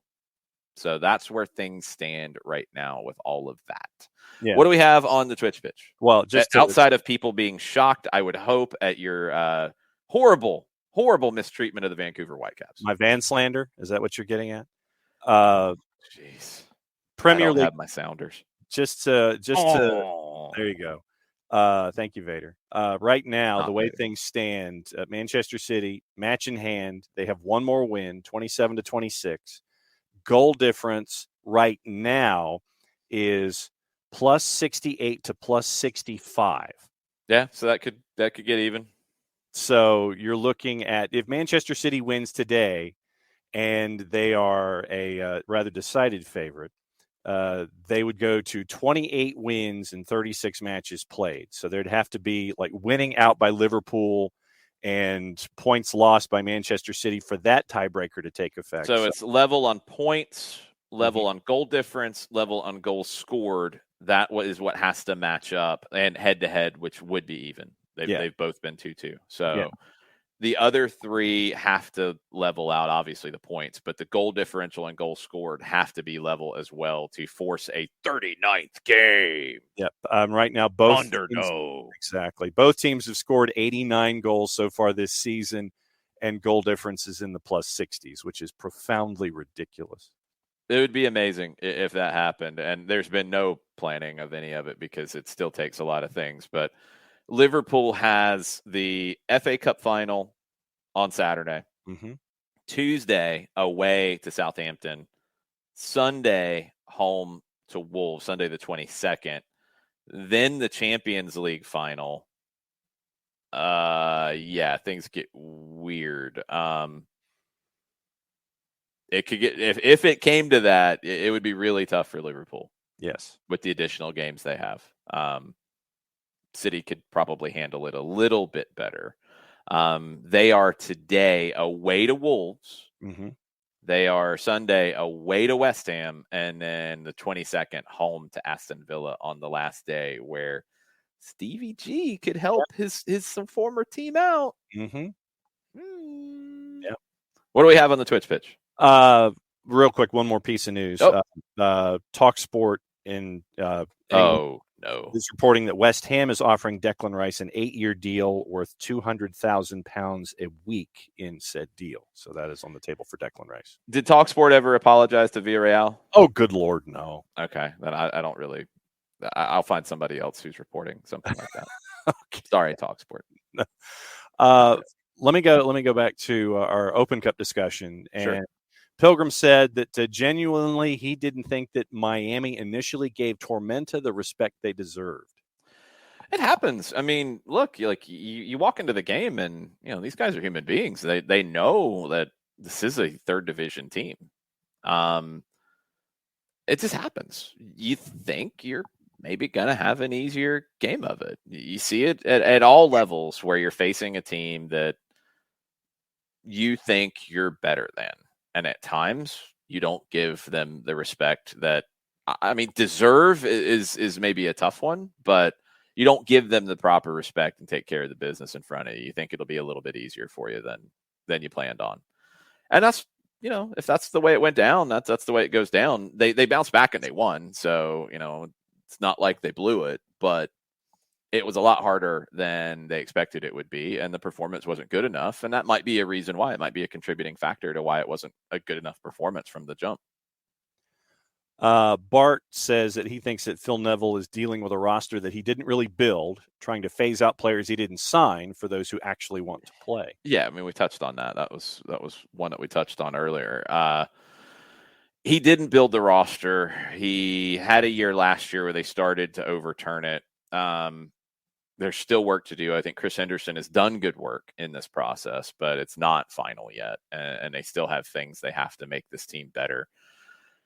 I don't think Neville is failing to get things out of this roster. And I think where you should be judging a coach's performance is based on, do they have the pieces to win, and are they getting everything they can out of the pieces that they have? And honestly, I think he is. I don't think they should be expected to be a title contender right now.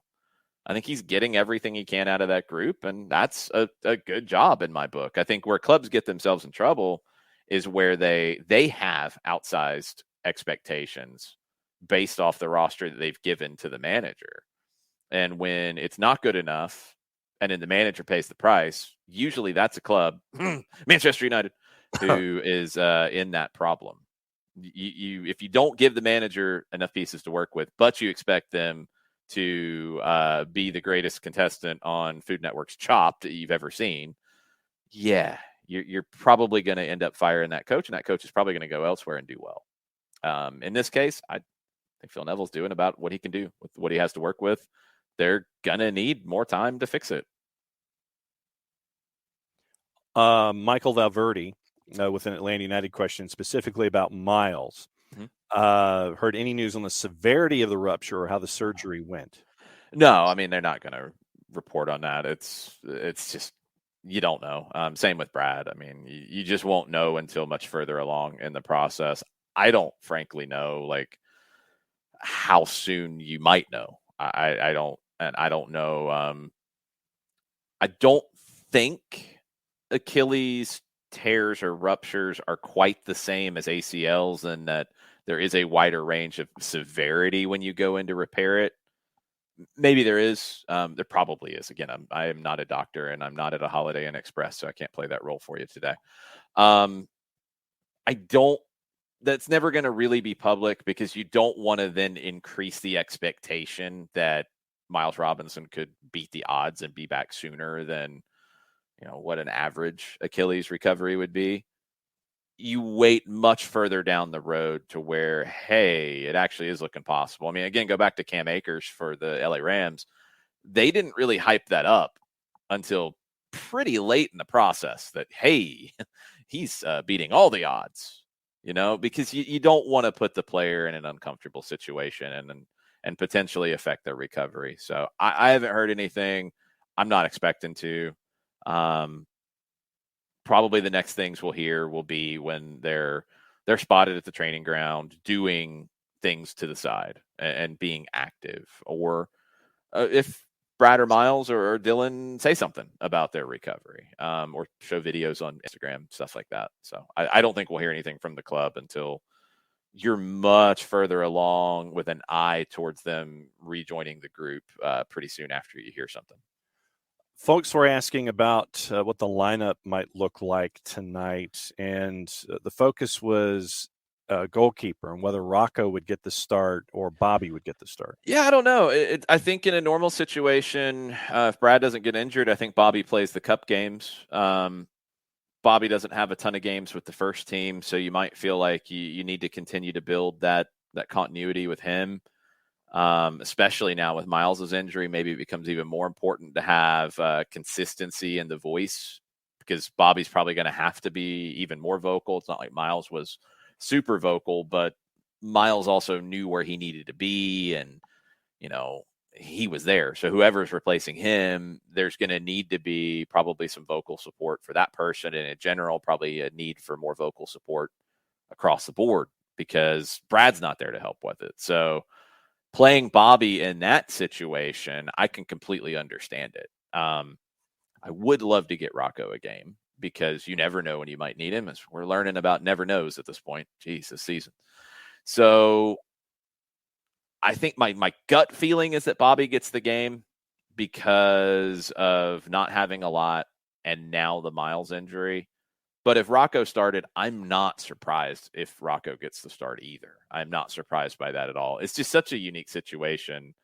I think you have to be inside that group to really know what direction it'll go. And we'll probably hear afterwards, whichever direction it is, what the thinking was from Gonzalo Pineda. He's been very clear in kind of outlining those things about Open Cup and just in general about squad rotation and giving guys opportunities. So I think he'll explain it pretty thoroughly afterwards, but I can honestly see either way. My gut would tell me Bobby, just because of the lack of playing time for him and the injury to Miles, and maybe the need for even more consistency in the team defensively. DM Tim is asking specifically about substitution rules in Open Cup, and even if it goes past 90 minutes, is it an extra sub window too, or just an extra sub? Well, it'd be an extra sub window. Yeah, it's an extra sub and window. You don't get shortchanged on the windows when it goes. And the halftime of extra time doesn't count as a window. Almost certain that's the way it plays out. That's what it did last year, if I remember, or not last year. I think that's what it's done in other competitions in this, where you have the extra sub and extra time. I'm going to double check. Kansas City and Dallas went to extra time last night. Did they make subs? Or Kansas City made a sub in extra time. That was their 6th. So yes, they made it at the 100th minute. So yes, you get an extra window and you get an extra sub. DM Tim and others are asking about your travel and what you either have experienced or plan on experiencing in Nashville. First and foremost, DM Tim's asking if you blasted Rocky Top when you crossed the border. Well, Rocky Top was written by Georgia songwriters, first off. So even though that song has become a source of severe anger when I hear it because of its association with the University of Tennessee, and a lot of bad experiences with the University of Tennessee and the University of Georgia. And also, even when I lived in Lexington, Kentucky, Tennessee beat Kentucky in a football game that I went to, because you could basically get Kentucky season tickets. When you would sneeze, they'd hand you the tickets. Like $7. We bought season tickets, so every other year we'd be sitting next to the Georgia section because it was worth the investment. So I went to the Tennessee game when I was in middle school. It might have been my first year of high school, and Tennessee beat Kentucky like I think they scored 70. Yeah. And they played Rocky Top all freaking day. And it's a great song, except when you've heard it for 3 hours plus.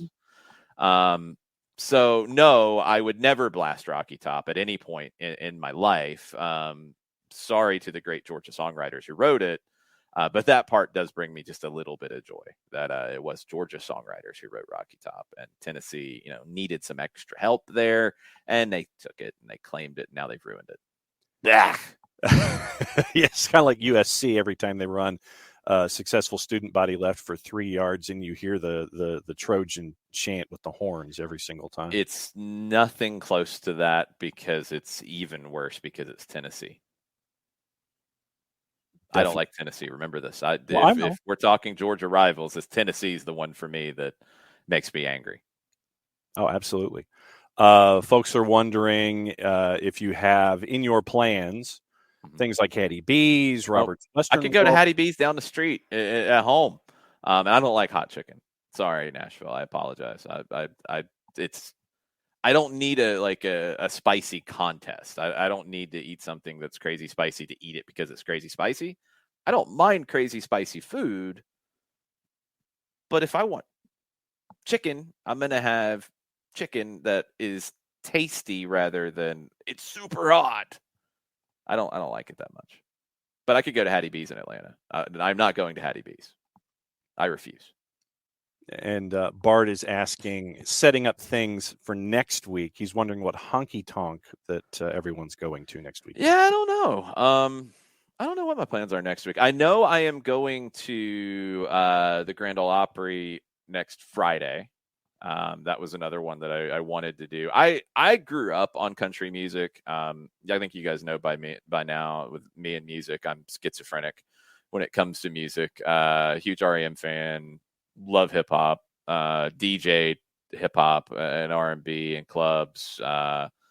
Saw pretty much every band that played on 99X in the mid 90s live. Love all kinds of music. And this past winter, I finally sat down and watched the Ken Burns country music documentary series. It was amazing. It was really well done, even if you're not a huge country music fan. But I grew up on country music and knew some of it, but also hadn't listened to a lot of the classic stuff in a long time. Always loved Johnny Cash. Loved the stuff that he did with Rick Rubin at the end of his life and career. Just amazing art. Mm-hmm. Loved the stuff that Merle Haggard did around that time as well. That was great. But I grew up on Loretta Lynn and Barbara Mandrell and Randy Travis. The first piece of music I ever bought was 45 of Forever and Ever Amen by Randy Travis at the Turtles in Morrow, Georgia. That was the first piece of music I bought with kind of my own money. It was given to me, but I made the purchase. So I got really back into the old classic stuff. And after watching that and the history of it, I was kind of like, yeah, when we go to Nashville this year, if it works out, I'm going to try to go a couple days early and go to the Grand Ole Opry. And I want to do the Country Music Hall of Fame thing. So the honky tonks, the downtown scene is probably not my bag. I would probably want to go somewhere else. But I haven't decided yet because I'm coming up Thursday next week. So I'll come up Thursday after the show, and Thursday night is probably the night that I would go like somewhere else and see a show. I don't know if the game gets crazy and we have a great performance and a great win, then maybe it's time to celebrate Saturday night after the game. I don't know. We'll see what happens. But yeah, I'm not sure yet. I don't really know. I got to look at what other shows are going on. Maybe there's somebody that I want to see next week. So we'll see what happens. But I am going to the Opry on Friday. I know that much. Nix is asking, why is FIFA making Argentina and Brazil replay the match that was abandoned? Because they're stupid. I got no reason. It doesn't make any sense outside of money. And I guess they would get something out of it, which would then lead you to believe that they'd let them play it in Australia, like they were going to play a friendly in Australia that Argentina is now backed out of.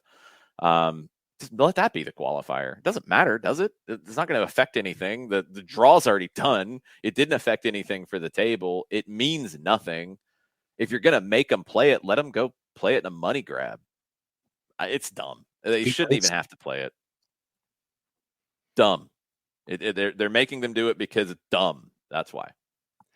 Burned in the Aaron Long discussion says that at a $1.1 million salary, Aaron Long won't get a comparable offer from Europe plus the Achilles injury. So it would be him. No, I don't think anybody's talking about him going to Europe. I didn't say that, Burned. I want to be clear. Like, no, I don't think he gets that.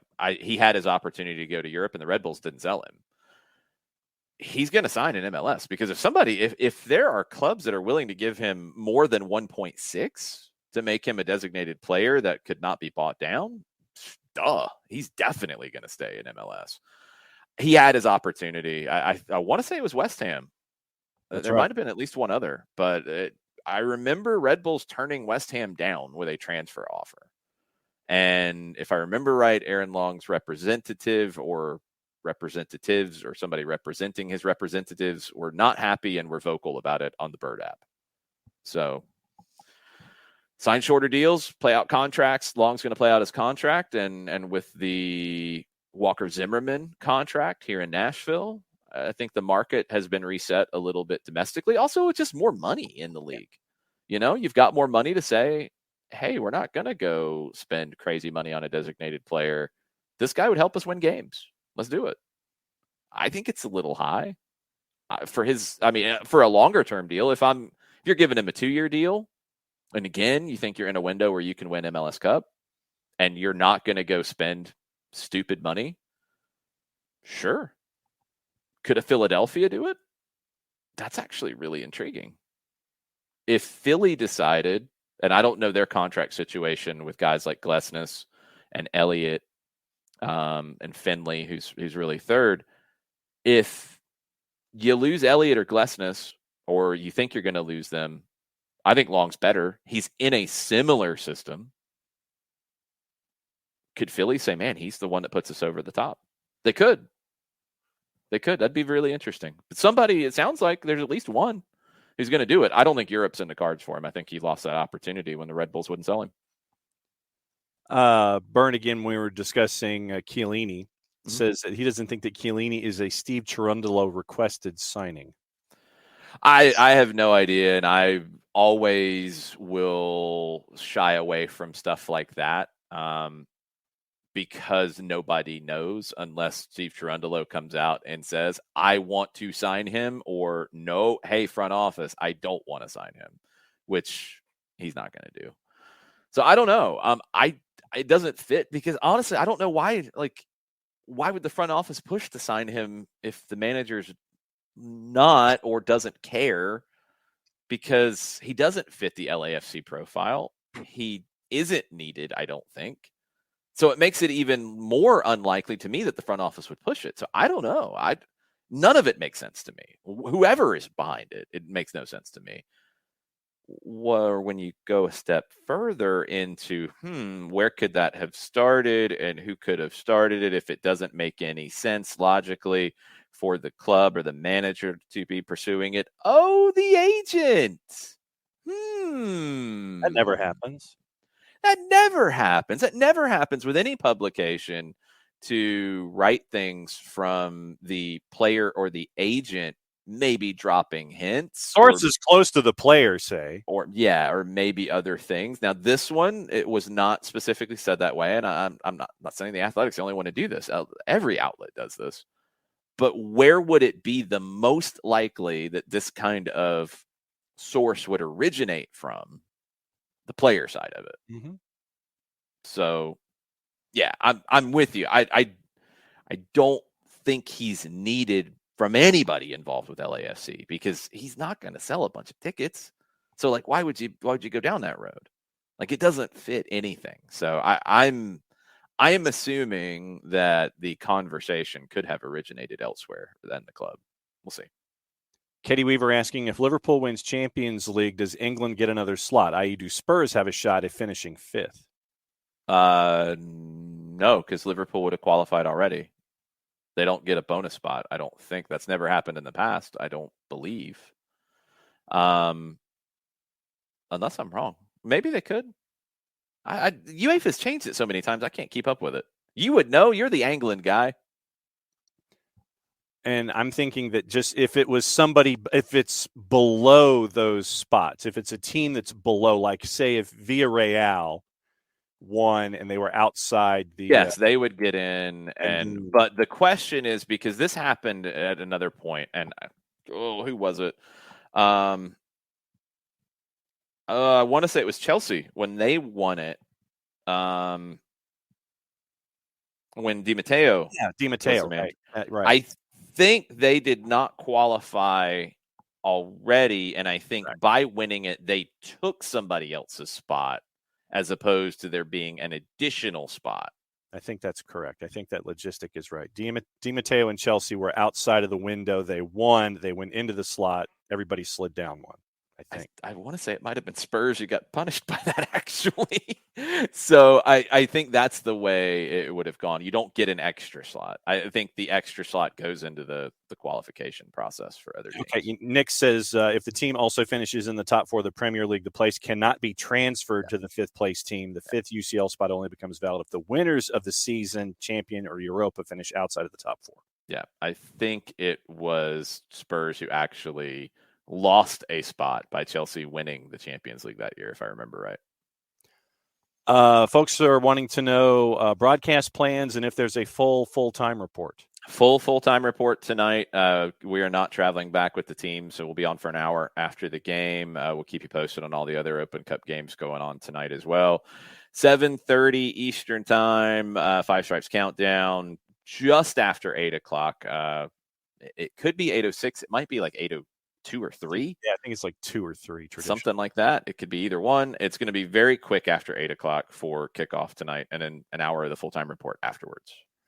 Modiflow is asking, what do you think the approach for Atlanta United is tonight? I think the approach is, in terms of the way they play, is the way they play. I don't think that changes on personnel. My gut feeling, and I do not know everybody who's here. Again, I didn't travel with the team. I don't know. My gut feeling is Ronald Hernandez gets a start. I mentioned Shuttleworth. I think he gets to start. I think you probably keep the center back duo with Franco and DeJohn. Campbell was pictured in the team stuff that came out with making the trip.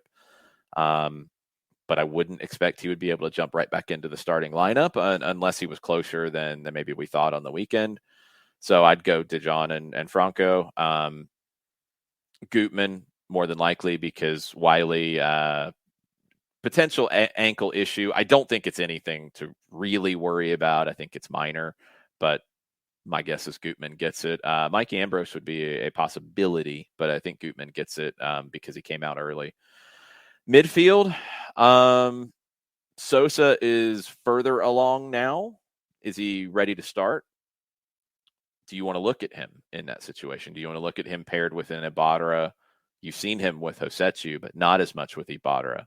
I don't think Heineman's close to starting. I think they're bringing him along very patiently because he was out for a long time, and that's something Gonzalo Pineda has mentioned multiple times. So I could see a Sosa Ibarra starting midfield to see that pair a little bit more because we haven't seen it as much with Josetu available to spell either one of them, depending. And my guess would be Sosa just because he's coming back. I don't know if you see Moreno, Araujo, and Almada all start, maybe two of the three. But, Moreno came out early. Almada and Araujo seem up for it, although Araujo is more recently back, so maybe you're going to manage his minutes a little bit more, although you'd like to get him going because, as we saw in Montreal, he was rusty. I thought he was much better in the past match against Chicago, but maybe another longer run out, at least 60, would be good for him to help get that going. And then up top, we mentioned it. It just really depends on Dwyer's full range of health. I wouldn't imagine he could go 90 to 120, but could he go long to give Cisneros less time? Hopefully, if this doesn't go 120, possibly. That's a lot of questions. I know, and that's where you are right now. That's where you are in general with a cup competition, but I think it's where you are with the injuries and stuff that Atlanta's had to deal with. So I think they play the way they play. I don't think that changes. I don't think they suddenly turn into a long ball team or sit deep or any of that. I think they play the way they play regardless. I think you have a lot of regulars in the team. but you could see a couple of changes here and there, or a couple of starts with a reserve who is a normal starter coming off the bench, maybe at halftime even. So keep an eye on all that stuff, but I'm expecting a pretty first choice lineup with maybe a Sosa and an Hernandez in the starting group off the jump. That's the ones that I think. And looking at, I went to Ticketmaster just to see about ticket prices, and it looks like Nashville SC is selling tickets for $15 and $20 to get in the door. Cool. I don't think this was part of a season ticket package. I'm assuming it's not if they're doing that, but I'm not 100% sure. I just think that they've had to focus so hard on the build out of the stadium and selling season tickets and everything associated with that this has not been a priority, which I understand. Look, it's business, and you can get some additional business from this, but how much are you going to push to get that additional business as opposed to people bringing you that additional business because they're going to come to the game? Probably opting a little more for the latter. I think it will be a good crowd. I think it'll be loud because I think the building is generally loud, so it'll be louder than you would think with the numbers. But I don't think it will be a full 30,000 capacity. And who knows? I hope it is. I hope it is, and I hope it's a lot of locals who are sad at the end of the night. But we'll just have to wait and see. Yeah, and the way that it's been built, I mean, it reminds me a lot of Q2, where they have the canopy, and the seats are fairly low to the surface, to the playing surface, but the canopy holds in all of the energy and all of the noise, and that way it just reverberates really quickly off the top and comes in, so that you get all that loudness. So it'll be an interesting watch, but a lot of comparisons to Q2 Stadium in Austin. Yeah.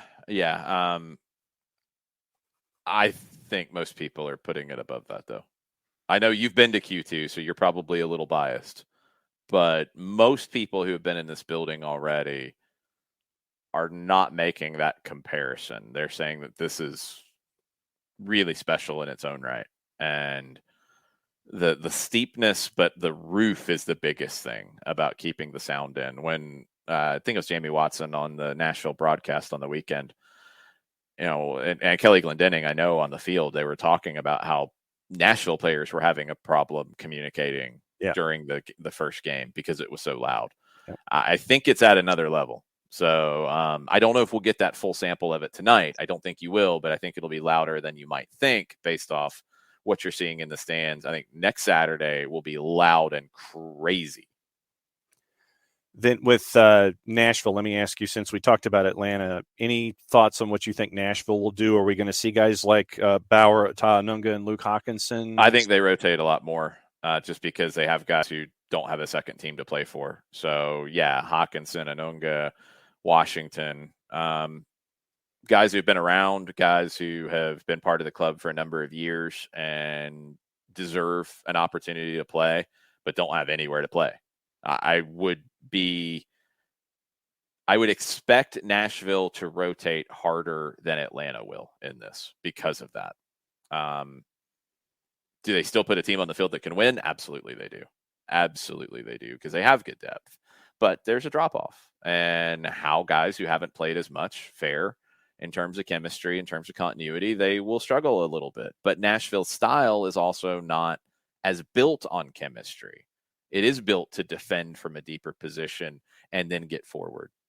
So it can work a little bit better for them. But yeah, I mean, you might see Josh Bauer. You might see Hawkinson. I think Anunga you will see. I absolutely expect him to start in the central midfield and give one of the veterans, either McCarty or Godoy, the night off.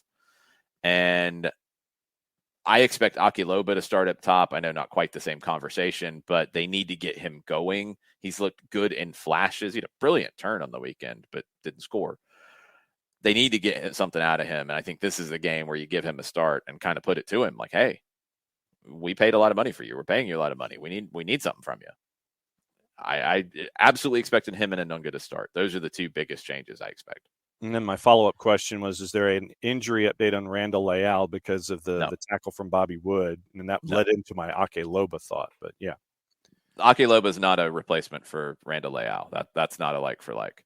I would not expect Leao to play, even if he is okay, because he's not at least 100% okay because of the ankle injury that took him out at halftime of the Nashville game on the weekend. So I would expect Leao at a minimum not to start. I'm not expecting to see him play. Loba, I think, will play regardless. The question is, does it look a little more 5-4-1-ish, where Mukhtar is a forward kind of, but very free to move around? Or is it more of a straight up 5-3-2 with two nailed down forwards? I'm thinking it is more of the two.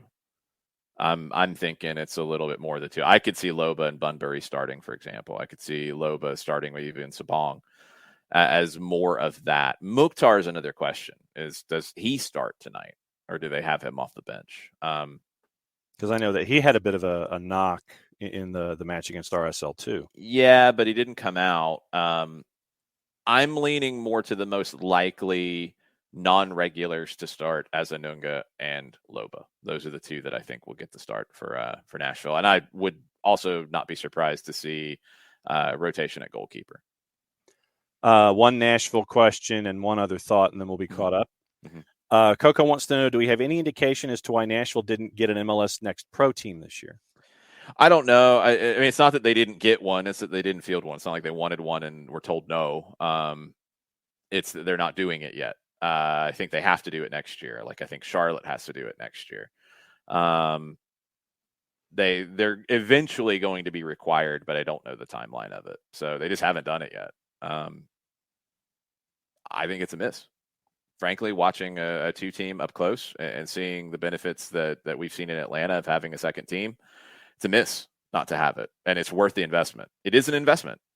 It's absolutely an investment. It's an investment in infrastructure. It's an investment in where they're going to play. It's an investment in your staff. It's an investment in signing some guys directly to that team. But it's a worthy investment. And Nashville and Charlotte, and there's at least a couple others, Austin, they got to get on that. They should have already done it. I think out of the teams that have come in around the same time as Atlanta, I've said this about the academy, what Atlanta United's academy has done in production is almost unprecedented from starting at such a young age of the club. You didn't see New York City do it. You didn't see Orlando do it. You didn't see others do it. You didn't see Minnesota do it. The teams that have come in after, LAFC not doing it. They don't have a second team. That's another one. They're missing out on that aspect of it. They are. And Atlanta United has done a great job with it. Nashville, and this is where it gets to tonight, and it's interesting, is they're not producing homegrowns. Their academy, I don't think, is close to producing guys ready for MLS yet. But they need a second team because they need minutes for some of these younger players, even they're picking up in the draft, that just aren't developing. And that's going to hurt them in the long run. Tonight might be the time they give them some minutes, but they're not fully prepared for those minutes. We saw that with some other teams yesterday in the Open Cup. So that's the dance that you got to do. But Nashville will have to field one because that's the idea of MLS Next Pro. But when they do it, I think it's next year that they have to. But I'm not 100% sold on that. They just didn't do it this year. Then our last thought, which is off the field, Alex Basine says the worst thing about Rocky Top is that it's evil and annoying, and you'll definitely be humming it for a week against your will. It's not evil because it is a wonderful song written by Georgia Music Hall of Fame inductees. I can't remember the couple's name off the top of my head. It's a husband and wife duo that wrote it. It is not an evil song, Alex. That is unfair. It was written by great Georgians, so it's not evil. That's not possible. It will get stuck in your head forever. And it's horrible when it has the association with the horrible connotation. And I know Alex is a Florida person, so probably has some of the feelings I do about Tennessee. It's not evil, but maybe the association is bordering on the bad side, we will say. Felice and Boudleaux Bryant in 1967. Yes. There you go. Boudleaux Bryant and Felice Bryant. Boudleaux's wrote a bunch of other stuff too, but a Georgia couple, because when I went to the Georgia Music Hall of Fame induction ceremony that REM was inducted in, and Greg Allman was inducted in as well. They were inducted posthumously at that one. And Rocky Top, I think, is their biggest, most enduring song, but they had a bunch of others. Love Hurts, credited solely to Boudleaux. Well, Love Hurts has been written by many other people too. You might need to be more specific about who did it. Let's see. I don't think they wrote the one that Nazareth did. No. Numerous hits by the Everly Brothers, including All I Have to Do Is Dream, credited solely to Boudleaux, Bye Bye Love, and Wake Up Little Susie. Yeah, huge songs. And Rocky Top. We'll forgive them. They didn't give that to the University of Tennessee. They took it. Very upset about this. That'll do it for us. Stoppage time today at 2:00. Expecting a special guest of Kevin Egan to join us for a little bit there. And Mike Conti from the road somewhere will be joining in at some point on the show. And then tonight, 7:30, Five Stripes Countdown. If we get set up in the booth, it's the first time we've been to this stadium, obviously. If we get set up early enough and everything's good, we'll try to hop on the SDH Twitch once the lineup's out for a very quick conversation. So be on the lookout for the Bird app bat signal on that. Would be sometime in the 7 to 7:30 region. Then we're on at 7:30. Five Stripes Countdown. You can listen on 92.9 A Game. You can listen on Odyssey. You can listen on the Atlanta United app. And then kickoff just after 8. Full-time report for an hour afterwards on all of those places. And you can watch on ESPN Plus, and it will not be blacked out anywhere because it's not a local broadcast deal game. And then we'll be back on the show tomorrow morning to talk about all of it before I leave Nashville. And John is on the way to Nashville in just a few minutes. Check. And we'll be up there tomorrow to do the show up there, but I'll be there for the match tonight and get to apparently park on the Speedway. And that's where they have put my parking space, actually physically on the racetrack at Nashville Fairgrounds. You're not that special because I think a lot of people have parked on the raceway in these first two games. They didn't do this just for you. Man. Yeah. Thought they were welcoming me. Nope. They are not. We'll see if they welcome Atlanta United. We'll find out. Storm Chaser Kevin also mentions Georgia Storm, East Atlanta, friendly tonight, Alexander High School. Anyone interested? You can have us in your ear on the app if you want to do that. We will see. Last one, I do see from Burn. I'll grab this really quick before I get out of here. Would it have been better for Josh Bauer to re-sign in Atlanta if they made him an offer? Yeah, hindsight's a big 2020 on that one. I don't know if they made him an offer first off. With the injury now, yes, it definitely would have been better because he'd be higher up in the rotation. But I know he did play a good bit in preseason for Nashville, but you're right. They don't have that second team, so there's not regular action. So that's going to end up being a detriment to him. I don't know what they told him. I think he is essentially 5th on the depth chart at center back in Nashville. In preseason, I thought he might be 4th. I thought at one point even he might have passed Jack Mayer, but it looks like Mayer has grabbed that spot back. So I don't know, and I don't know what other offers he had. That's always the hard thing is like when you're weighing this, we don't know every opportunity he had. But if he had had a crystal ball and he had known about the Miles Robinson injury, absolutely, it would have been better for him to stay in Atlanta. It probably would have been better in general because of the time with the twos. But we'll see what happens for him in Nashville. Maybe it's just a little bit longer wait for him. But once he gets an opportunity, I think Bauer has the potential to be an MLS level center back. I really do. I like Josh Bauer's game, but he hasn't gotten that yet. We'll see if he gets it tonight in the Lamar Hunt U.S. Open Cup. And we'll see how Atlanta and Nashville fare. We'll talk about it tomorrow morning. Y'all have a good rest of the day. Mucha plata, y'all. Mucha plata, y'all.